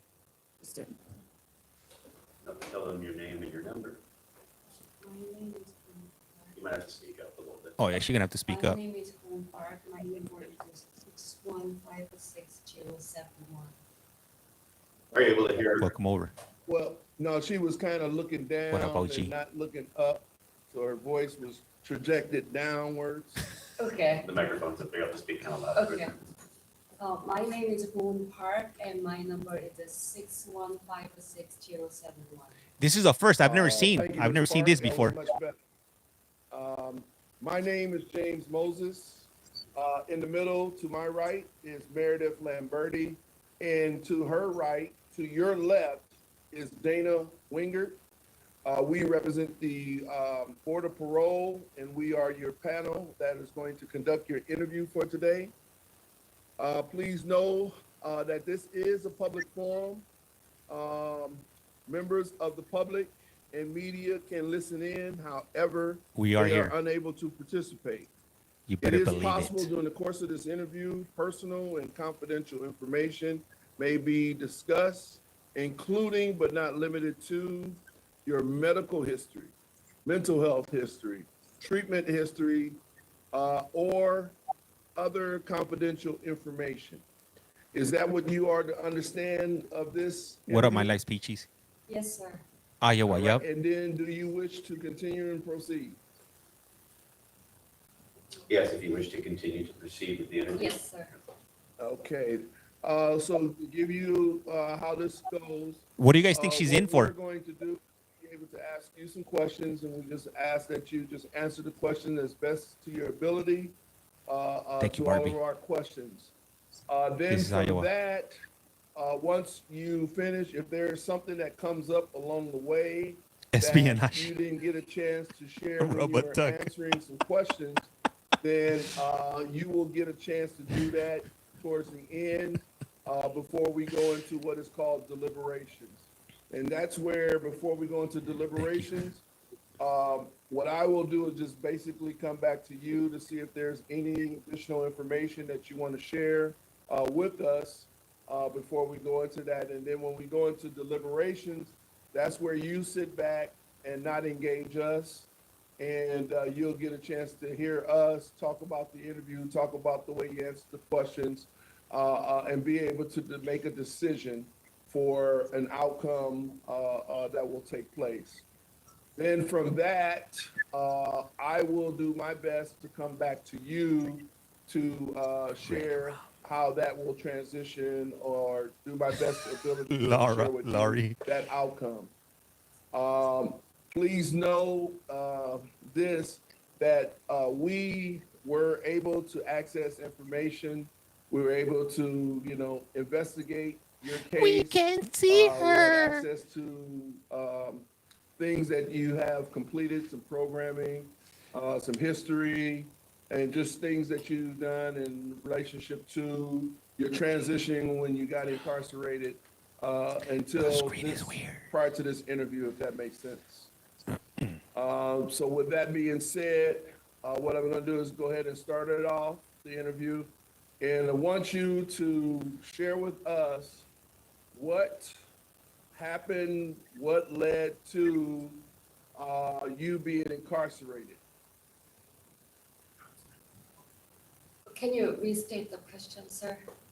Yes. What happened, and what led to you being incarcerated? What was going on? What happened that led you to become incarcerated? Okay. I met my husband named Song Nam at church choir, and we've been friends, and we can get closer really quickly because we both have a Korean background, and he experienced physical abuse from father. I also have a physical abuse from father, so we understand each other very much, and we became inseparable. What's going on with the screen? So we are on and off like 8 years together, but then, yeah, he was very sweet. He's very sweet, but when he upset, he became a very different person. The day he died, we went to grocery shopping. Wait, And I what? don't know what triggered him, make him upset, but when we get back to the car, he was very upset. He was a punch the car, and then he punched like a windshield of his car, and then it was broken. He's very athletic. He's 5'10". I'm only 5. He's a black belt taekwondo master, so that he punched the windshield and then it's broken, and he's even more upset. When we get home, What up, Amelia? he asked me, I him up because he was working at airport. He set up those kiosks at airport so that he have a zip tie in his pocket. So he was afraid he would hurt me and eventually kill me. It sounds like Because that. Before that day, he already choked me several times and I passed out, so that he worried that. And I'm afraid to lose him because The my comments are killing me neighbor over here. called the police previously, so that I was afraid so I tied him as he want me to. And from 8 years of experience, when I do whatever he wanna do when he upset, he usually calm down quickly, and then he might swing his husband again. So I thought that that's gonna make him calm down. But we are so ignorant.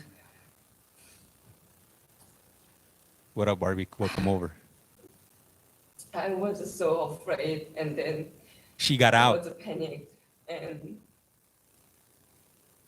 then later I find out, and then I call 911, and when I met police, I just explained everything. But again, before these things happened, I didn't even know the word domestic violence, because in my culture, husband owns their wife, so that it's okay to beat them. So when he threw up, like there was a glass lamp on my face, or hit me with the other stuff, and even told me, I didn't know I can ask help. I think He said she, that he have a anger management issue because he have those abusive experience when he was a kid. I think she ended him. And I thought that it's just a anger management issue. So that if I make him happy, it would be eventually get better at some point. And again, he's very sweet. We are having a lot of fun. We go to the Her husband. trip. He made me lunchbox every day. Lunchbox? Did I hear With lunchbox? Writing note. Yeah. Thank you, I thought Jaden. that would do. I thought that eventually it will get better. I heard lunchbox. Again, I was so ignorant. We should ask help. And yeah, we just failed. I failed. I just I would give up everything if I go back, and I couldn't do differently. This is Iowa. I still think of him a lot. I miss him a lot. I'm wondering how could our life has been if he hadn't died. Oh, icebox. She said icebox? Treasury just broke everybody's heart, including his How the hell did I hear family lunchbox? and my family, my daughter, and again, I lost my This is a parole hearing, yeah. friend, my best friend, No Texas. my love of my life. Yeah, I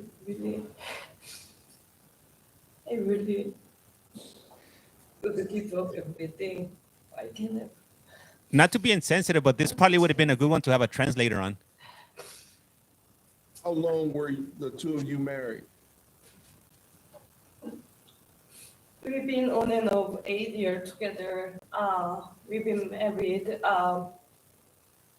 about a year. We engaged. Hey, thank you for the We engaged clarification. a long time ago, but then after like 6 months, I moved in with him. I found that he had those very violent issue when he upset. He broke a TV. He tried to jump out of a window. We live like a 23rd floor, and then he trying to kill himself so that it all start after we move in together. So I was afraid. So we are kind of separate. Then we get back together. So on and off 8 year. You guys are wrong with these And comments. finally, I moved in Iowa in 2017 for my teaching position in Saxon College. And he fly to Iowa to see me a lot, and he got a lot better. We got a lot better, and we missed each other a lot. So the following year, we get married, and I thought that could be better.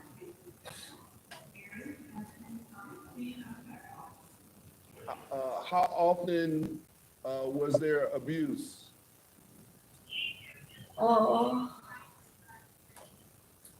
It was open. I cannot really. Wendy. It was open. Like sometimes it's 2-3 times a week. Or sometimes like just so. But it's not like he punched me like 365 a day. As I told you, when he's not upset, he's such a great person. He's a big goofy, make me smile. He bring me flower. He write me letter every day. We went to road trip together. We have a lot of good memory.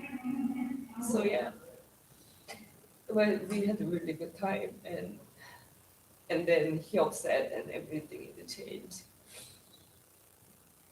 You mentioned before flying over here in 2017, and then he ended up flying over here to accompany you. But you came from, was it South Korea? Yeah, I originally from South Korea, sir.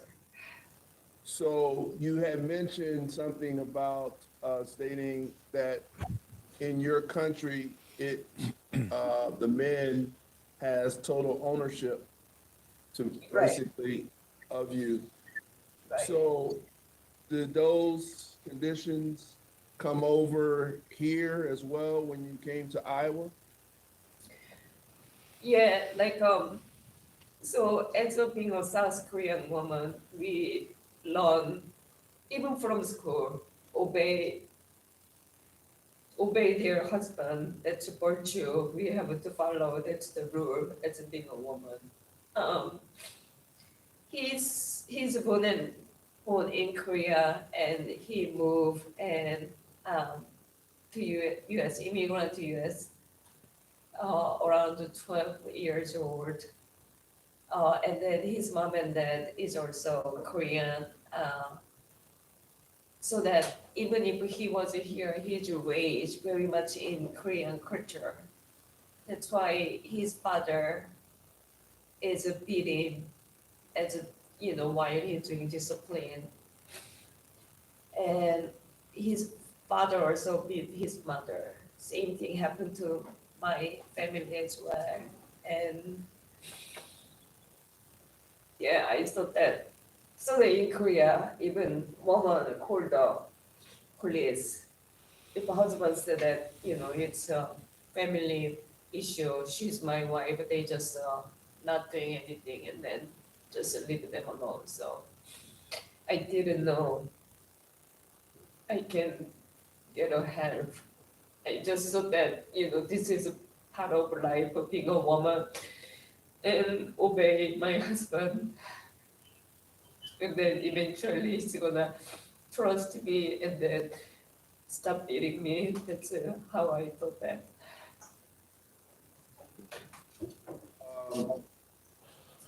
What I'm going to do is I'm going to conclude my questions for now. I may have some more for you when I come back, but I'm going to see if my colleagues have some questions to ask.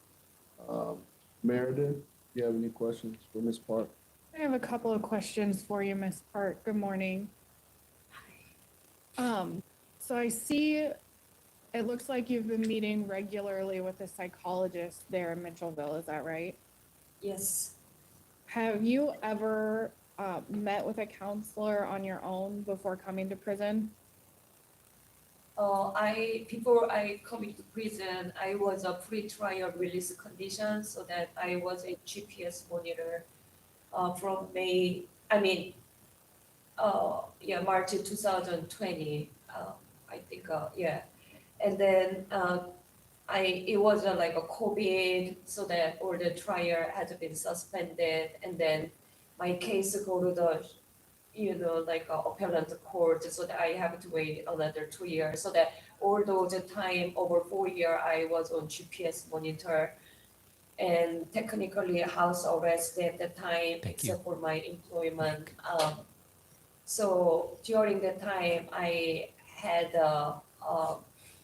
I met a couple of domestic violence victim support organization. They connect me to the therapist, psychologist, so that I have a weekly session with them. I also had a psychiatrist doctor, so that he can prescribe me for my PTSD and depression medicine, so that I on the medication like a 4 year. And so I also have Korean domestic violence supporting group, so that I also have my case manager, so that I met her weekly on the online rep, so that I've been on the treatment like a 4 year or so on the medicine.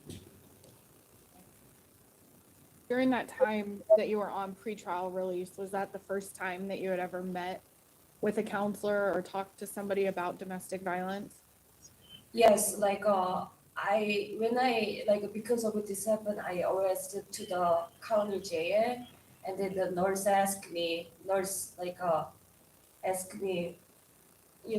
of questions, whether I have allergy, like a health history, and then she asked me, are you domestic violence victim? So I didn't know those vocabulary, so I asked her like, what is a domestic violence? And then she said that, have ever your husband punch you? And I said yes. And then she said that then you are a domestic violence victim. So I didn't know even those vocabulary. And then once I retained my attorney, through her, I engaged those domestic violence victim supporting group, and then I start to have a conversation with them.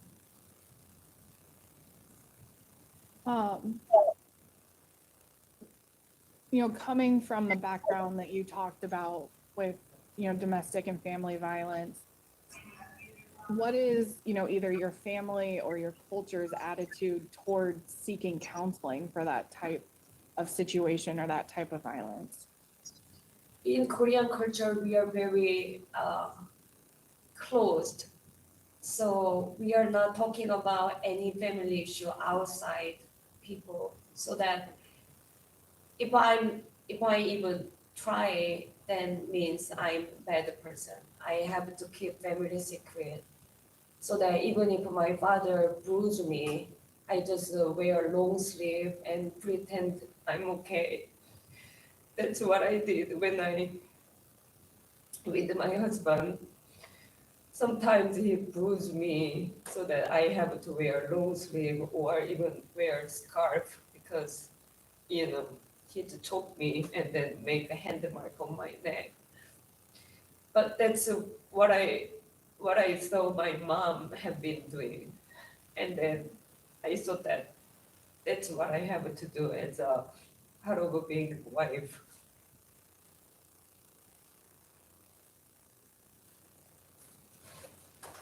Oh, when you do go back to South Korea, are you going to be able to, keep in touch with the domestic violence groups that you've been talking with, or find a counselor, or have an outlet for talking about what you've been through? Yes, I still have video visit with my domestic violence group. They are in Chicago, because in Chicago we have a bigger Korean community, and yes, she's planning to engage with someone in Korea so that I can get my medicine, also have a weekly therapy. And I also like scheduled to meet her in person once I go back to in Korea. I mean, only I'm not retained again in Korea, so. So that group that you're working with, are those primarily people who are also Korean who have experienced domestic violence? Yeah, she knows those people so that she's going to be engaged in those groups so that I can keep on talking to them. As far as, any family members, are you able to keep in contact with any of them now while you're in prison, or is that limited? I have a video visit with my mom every Monday. She's very supportive, and she's talked to my father a lot. So now he knows like I have a serious trauma because of my abuse from him. So that they know what is PTSD, why I have those trauma, why I have a lot of fear, even panic attack. So yeah, my family is getting ready to have me back as best they can right now.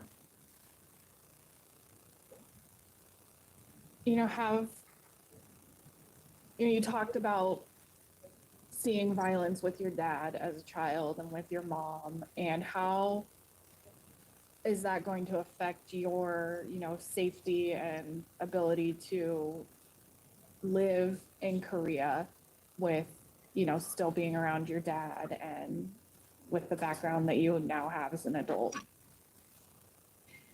Yeah, I will actually talk about with the doctors in my unit therapist, psychologist. And when I first got in here, I was still in denial about my husband's death, and then those things happened to me because I never even broke the law. I even don't have a parking ticket in my life, and then all of a sudden these things happen. And then I also have a full of fear. I couldn't even talk to anybody. I'm even afraid of somebody asking my name. But then I met her like a weekly basis. I grieve my husband's death a lot, so pretty much each session I cried like entire time.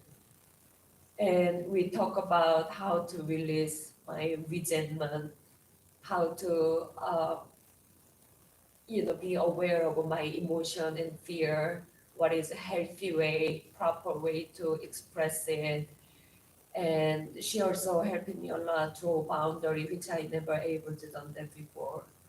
So I think now I am equipped to, be aware of my emotion and fear, and, going in the healthier way to express it.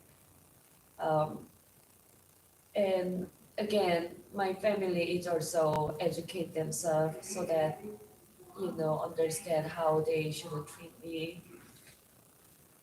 And honestly, I don't know what's gonna happen when I back to Korea. I'm going to be deported because of these consequences. And then once I'm deported, I will be detained by Korean Justice Department, and then they're gonna reopen case and then investigate it again. So I'm not so sure whether I'm going to be incarcerated again or I can be back to my family. But if I won't be detained again, I want to build like a new relationship with my family. Especially I have a daughter in Korea, and she's right now very much struggle, and because Korean those YouTuber find out my case, and then they making a lot of like YouTube, and then my daughter, she's 22, so I really want to help her so that she can emotionally and mentally stable as much as I can. Also, my mom and dad, they are 72 and 79. Every single time I see them on the video meeting, I feel like they are getting smaller. So yeah, hope that I can have some time rebuild my relationship, my mom and dad, before too late. Thank you. I appreciate that. I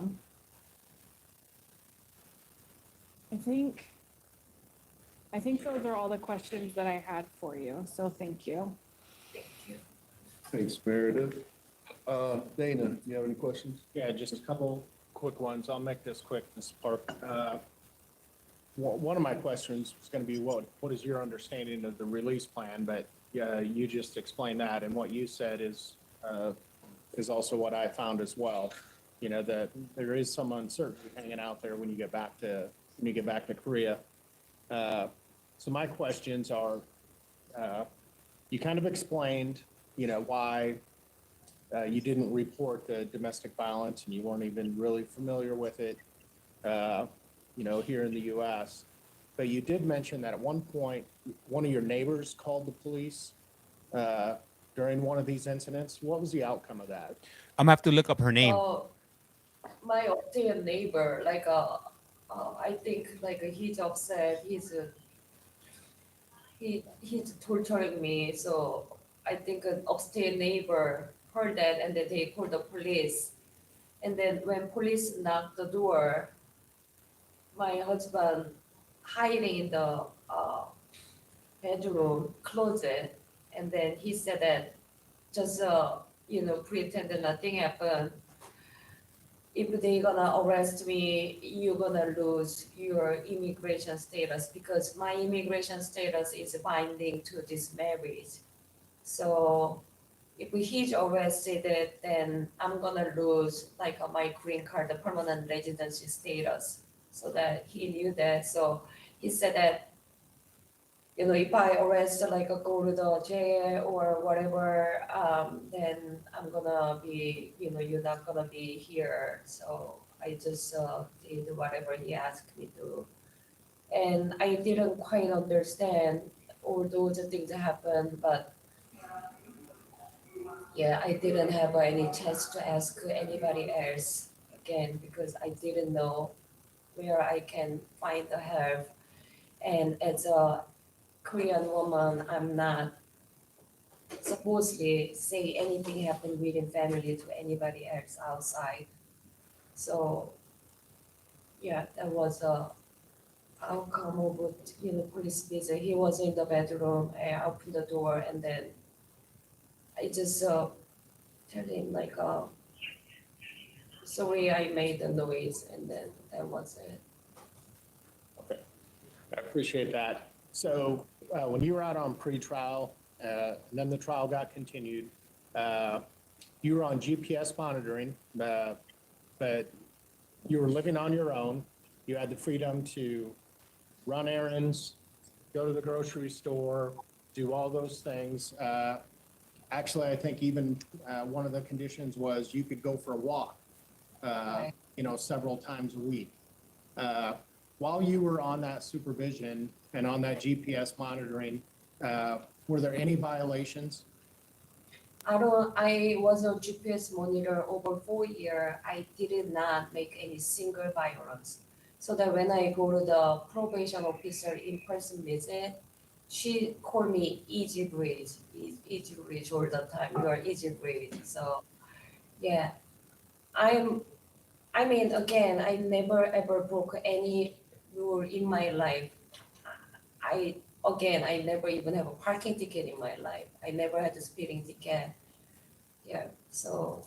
Yes, that's what I found as well. I just wanted to get that out there because you you have essentially been released into the community, and we didn't have any violations during that time. The last thing I want to hit on, one of my colleagues talked about some of the domestic violence services, the counseling, and are you going to be able to continue that, you know, if in fact we go with this release plan? My question is, on the mental health side of things and the medication side of things, are those also things that you're going to be able to continue if in fact you end up back in South Korea? Yes, sir. I mean, that's one thing I also concerned because I'm on the different medication now. It's helping me to, you know, not having panic attack make me like a negative mood, so that I willing to continue to take those medicine and then have those therapy or meeting psychologists like regular basis. That's why I are looking for the help with the domestic violence group, those Korean people, whether they have any other people known in Korea, so that those things is ready, so that they're gonna provide me the contact information of the therapist, psychologist. I can have a weekly session. I also find out university hospital in Korea, I can get those psychic med. And then in Korea, we have a health plan covered by government, so that I don't have any problem to getting those medication. Okay. So she was convicted of manslaughter. Her offender number, I got her offender number if you guys want it, so you guys could pull her up. All my questions were answered.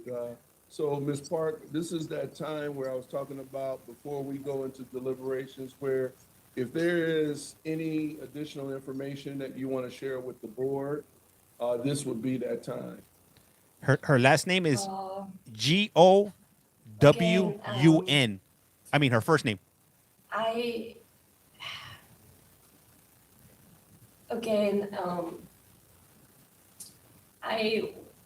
wanted him to be happy. I wanted us to be happy.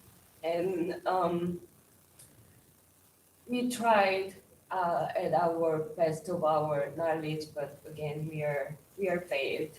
We are simply didn't foresee this could happen. And that's why I'm thinking like, if I go back to time, I would do or everything differently, getting help, getting attention on his mental health as well, on my depression as well. We failed, and then I failed. In the beginning, when I first got in here, I was just afraid of everything. Then throughout those provider program and weekly session, I found those value in my life again, and start like learn how to release those resentment, and I hope that now I know I'm ready to make a better decision for my loved one, and so that I hope that I know his family must have a very tragic time, and my family also have a really hard time. So I hope that I can help them any way possible, including my daughter, if you allow me have opportunity. And again, I don't know what's gonna happen once I deported in Korea. I probably incarcerated again, but Damn, they incarcerated her if she gets deported? That's all bad. Mistake, and I would like to take accountability. And thank you for letting me meeting you. I really appreciate this great opportunity. Thank you. All right, this is that time where you just sit back and listen, and just listen.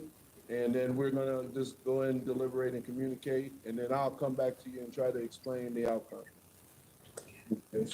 Colleagues, anyone wants to share their position at this point? Sure, I can go first. I'm gonna support this recommendation for parole to Ms. Park's ICE detainer to South Korea. You know, this is, terribly tragic situation.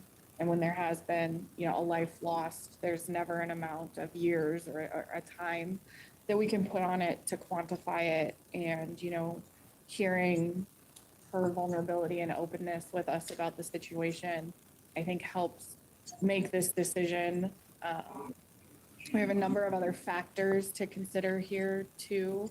One is that she was out on pretrial release for years with no additional issues. She is low risk for a release, because this was family violence and domestic violence. She's worked very hard on her mental health, not just the mental health struggles in general, but also working against, some cultural attitudes and working with her family to also understand that. But we're also probably not at the end of the road for criminal charges. Her ICE detainer, is to, like she said, oh, I lost my place, the South Korean Department of Justice. There's a very high likelihood she might face additional charges there. She does intend to, comply with her ICE detainer and to be deported to South Korea to face whatever unknowns are there. She has follow-up as far as the organization that she's been working with in Chicago that can help her identify services when she gets there for people that she can continue to work with, whether it's, virtually if she does end up being imprisoned there, or community service providers that they've been able to identify. So I think with all of those other factors that do make this case unusual, I can support it. So I'd be looking at that parole to her ICE detainer. We would put that 10B on as a fallback. I would put no early discharge on it just to tie those two together, just in case, although again, I think it's very likely that she's going to be deported and perhaps face additional charges. In that 40A, I would put mental health and medication compliance, and I don't think that I see anything else. Thanks, Meredith. Dana? Yeah, I agree with what Meredith said. And, she was released on the community on pre-trial and had no violations. And, we went through our research and that documentation, and that's all true. She is very low risk. My thing is, what has she done while she's completed the programming that she needs to complete? I think she understands it. She's had to overcome some cultural obstacles regarding, the crime itself. Even understand that. Most importantly, came to the realization that there's some mental health concerns as well, and now has received treatment for those along with medications. So where are we at here? At ICIW? Well, now we're just here to stay. Basically, this detainer is not going away. We have a discharge date that'll be, that's 3 years out. But there's an uncertain future looming out there, with the Korean Department of Justice, where she could potentially face charges there as well. So my opinion is, I support this recommendation as well, hold the ICE detainer, because there's another process that is laying out in front of her that she's going to have to deal with as well. But in terms of programming, treatment, mental health, I think, what can be accomplished here has been accomplished here. Thanks, Dana. Thanks, Meredith. I'm in agreement with you both, so I'm gonna go ahead and share what our decisions are. Okay, Ms. Park.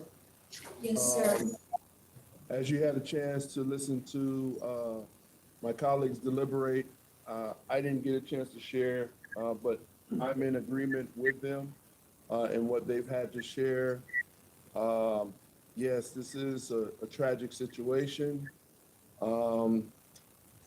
But in light of what the DOC has recommended, we feel that this is the best plan for you. You know, I mean, you're dealing with some unknowns. And with that being said, it was, you know, nice to hear how you responded when you were on pre-sentence investigations, not picking up any new charges or any violations, and just doing your best to just try to cooperate with what was pending during that period of time. You engaged yourself with programming. You saw that there was an adjustment. You learned about a new culture from your culture and your practices that was different. So all of those things, we concluded with that we're not going to hold you back from the detainer. So we're in agreement with DOC's recommendation to parole you to your detainer ICE. That is a PG D5 with the 10B, which, you know, whatever happens or outcomes, if something happened down the line where it's inside of your year before your discharge, then you would be housed back. The other code was the 20B, and that's no early discharge, so you will go the full time period as you do have a discharge date of October 6th of 28. If that was to be determined for you to have some different result from, you know, going to South Korea as part of the detainer. The 40A, want you to continue with the mental health, working with the therapist. Seemed like you were on that trajectory and learning different things that was helpful for you. You talked about post-traumatic stress disorder and just anxiety and just different things that you embrace here that wasn't a part of your culture that you grew up in. So learning different practices. So we want you to continue with that mental health. The medication compliance was the other one, and then that was it. So with that being said, that concludes this interview. Do you have any questions? No, not this time, sir. Okay. Well, wish you well and in your transition. Thank you so much. I appreciate it. Thank you. Hey, so this is Iowa. This was the state of Iowa Board of Parole hearings. You. For those of you that were, I know a lot of people had a lot of questions. She went to prison for manslaughter of her husband, and this meeting just ended right now. So I'm gonna get into like why I have this back screen going on like, or this screen going on like this. I'll remove it right now. For those of you that want to know, because I know a lot of people were asking, what's going, James, what's going on? What do you mean, what's going on? All right, got that one off. And let me take the other one off here. Well, you guys even in this stream, you guys exactly, I put it exactly why I got that, got it the way I do. Let me see here. Let me go to none. All right, so she's gonna get paroled. She is gonna get paroled. All right, so first things first. All right, hey, thank you guys for coming in and joining us at You Have a Collect Call From. I appreciate you guys. All right. Second thing on the agenda here is why I'm running the streams why was I running it the way I'm running it right now, opposed to the ways that I run it normally. Trust me when I tell you this, I'm not trying to run the streams like this, like the way I just like what you guys just saw. I want to run it the way I normally do. But thank you, my love. So what's happening is this: I'm getting violations. I'm getting a lot of violations. I just came off of a 7-day violation, where my account was restricted.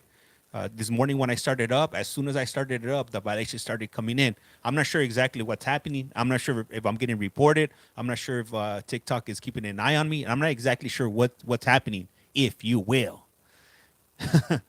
And so that's the only way pretty much that I could run it. I could run it like that with having a green screen. I could go ahead and put a photo up, and you guys are just gonna be able to hear the audio. The other option is, if you guys don't want to watch it like that, I do run these streams on YT, and you might be wondering what's YT. You know that red icon with the white triangle over there. You get everything. You get the audio and you get the video. So that's another option. If you don't like it to be run like that, you could jump over there. So can you not ask what? Let me see. Leave the green screen up. Yeah. So I mean, that's what it is. I know a lot of people get in here and I make fun of it because everybody asks the same thing. Like, what's up? Like, what's going on? Like, man, trust me. Hey, look at me. I'm not trying to run it like that. I'm trying to run it the way I normally do. So I'm not trying to inconvenience you. I'm not trying to inconvenience, especially I'm not trying to inconvenience myself with with all the same questions, the same repetitive questions over and over again of why I'm running it like that. So I got that out the way. So right now, I do have some other streams going on YT. I actually got Kentucky. For those of you that want to watch Kentucky, they just started it up right now. So I would suggest for you guys to jump over to YT so you guys can go ahead and check out Kentucky, if you will. I'm gonna take a small little break. I am expecting some calls from prison, so I might be doing some video visits. Hopefully, if they do call me, then we'll be on and for hopefully within the next few minutes or whatever. But I don't. You never know with these prison video visits and whatnot. Anyhow, hey, if you guys haven't done so, if you guys are new here, if you guys wouldn't mind hitting that follow button, I'm trying to reach that 10,000 10,000 subscriber mark on the smaller account. We're like, I think under 300. We're short 300 people from hitting that mark, if you will. So if you could do that, highly appreciate it. If you can, then that's all right. Also, going to YouTube. Yeah, and if you do go over to YT, I do have, like I said, I have numerous streams running. I got Kentucky, I got Dade County, I got Maricopa County, and this one I'm gonna be pulling it in the next few moments or so. So just so you're aware. Let me see here, and I'm gonna transfer you guys that are watching Iowa right now. I'm gonna transfer you guys over to Kentucky because Kentucky just started up right now. So just give me a moment while I make these changes really quick. In Kentucky, it does seem like it's interesting today. All right, guys. Hey, I am Collect Call James. You are watching. You have a Collect Call From. Lights like a candle. Once you blow it out, it's lights out with that. We are out of here. Mary, do you ever do Kings County? I never heard of it. And I got that prison call coming in. So, you know what that means? Like a video visit coming on. So I gotta go.